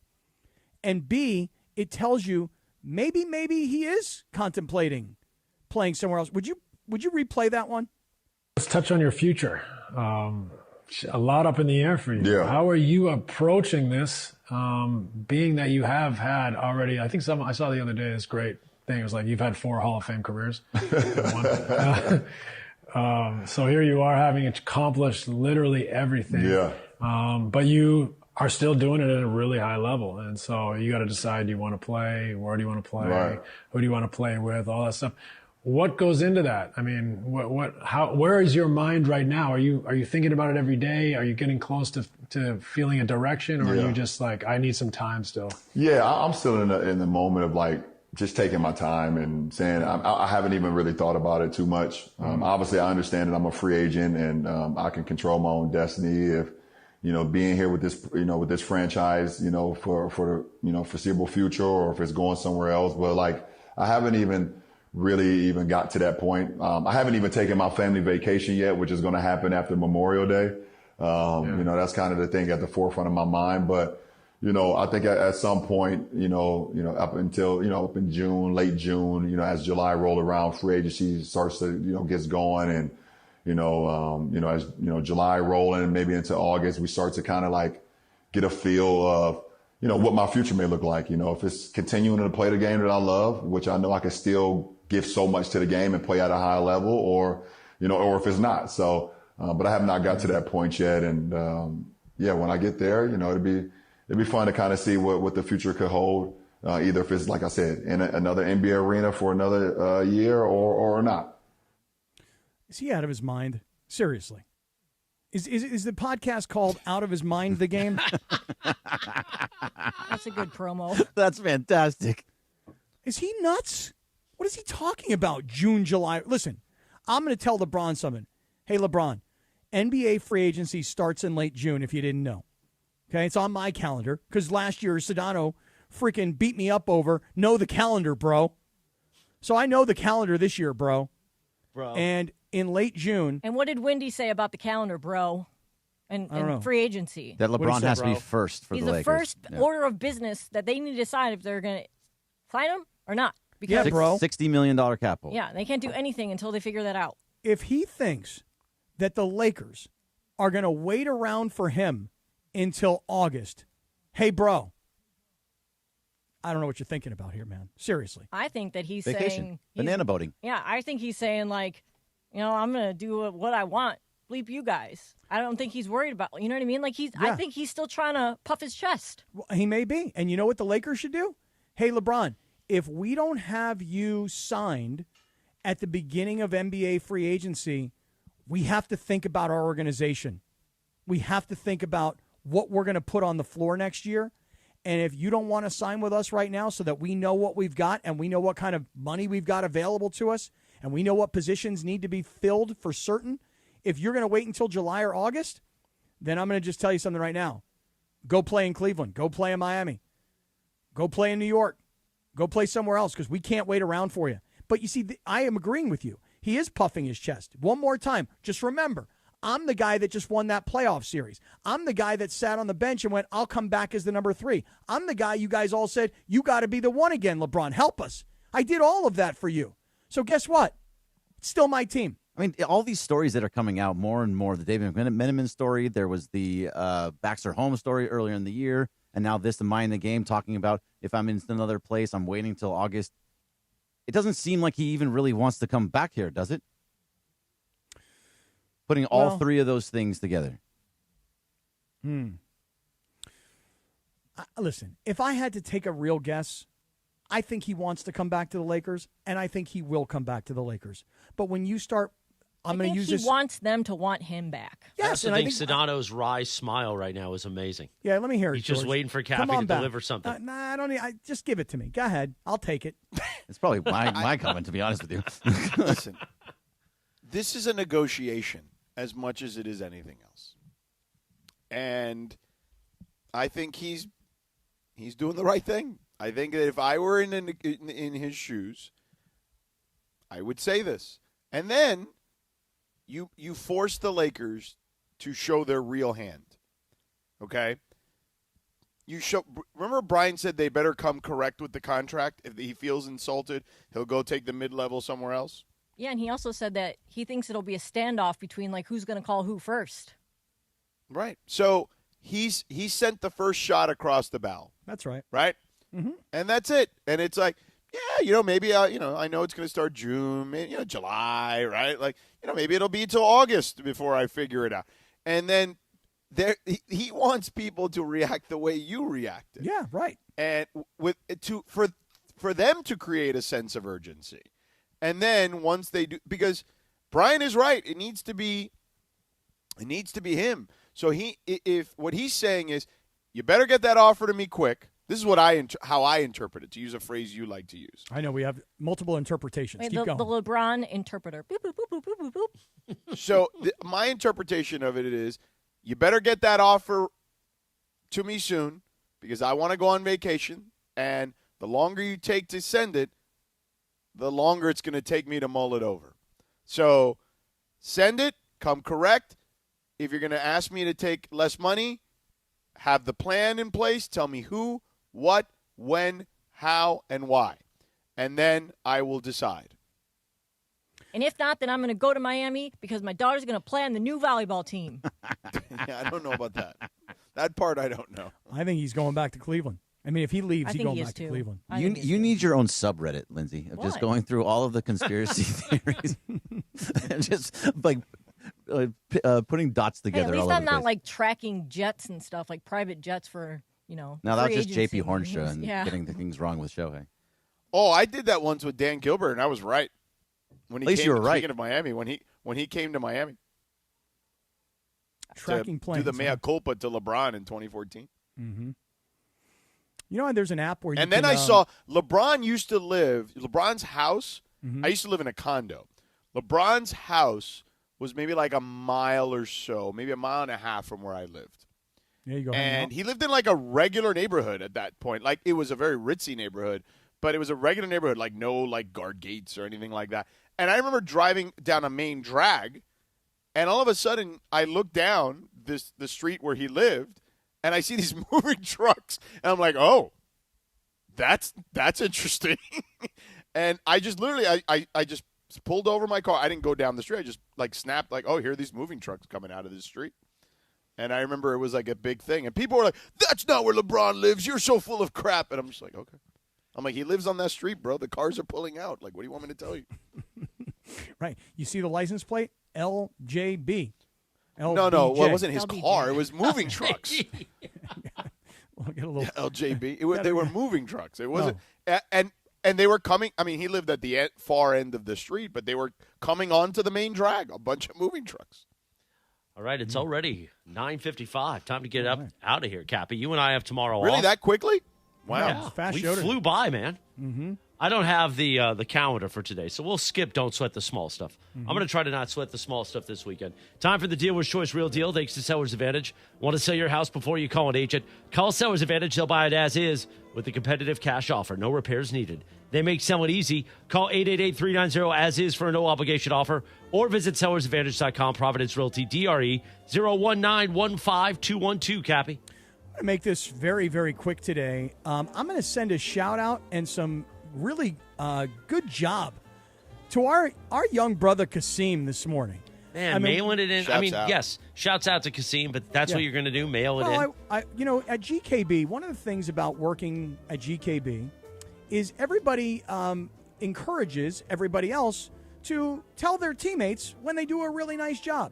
And I spoke to Kasim early this morning and said, bro, we're putting you in the pressure cooker, man. You are going to be sitting there at that board by yourself, and you got to keep us on track today.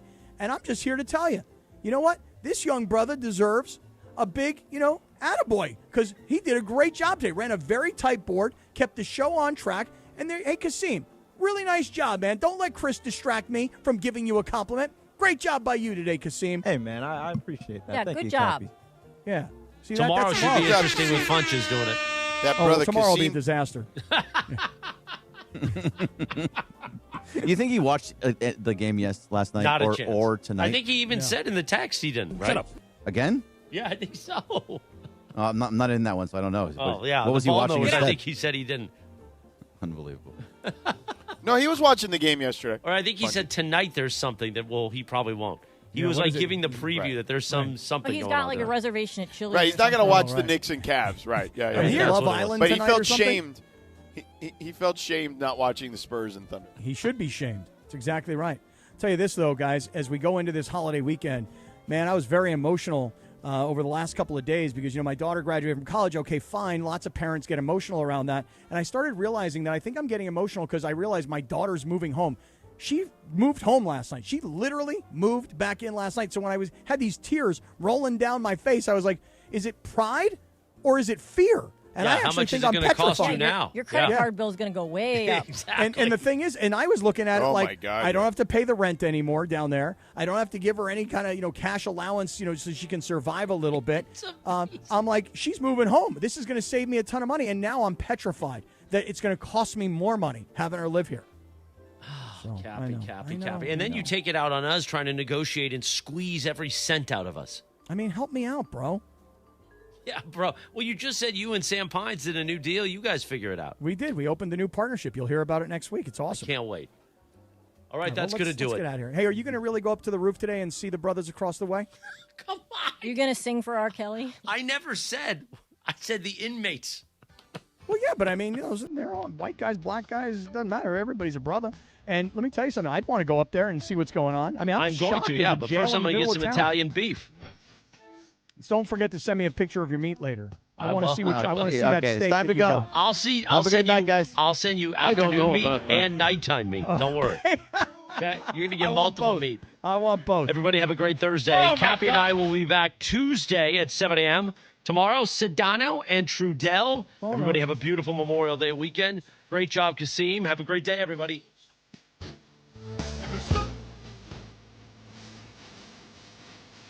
Yeah.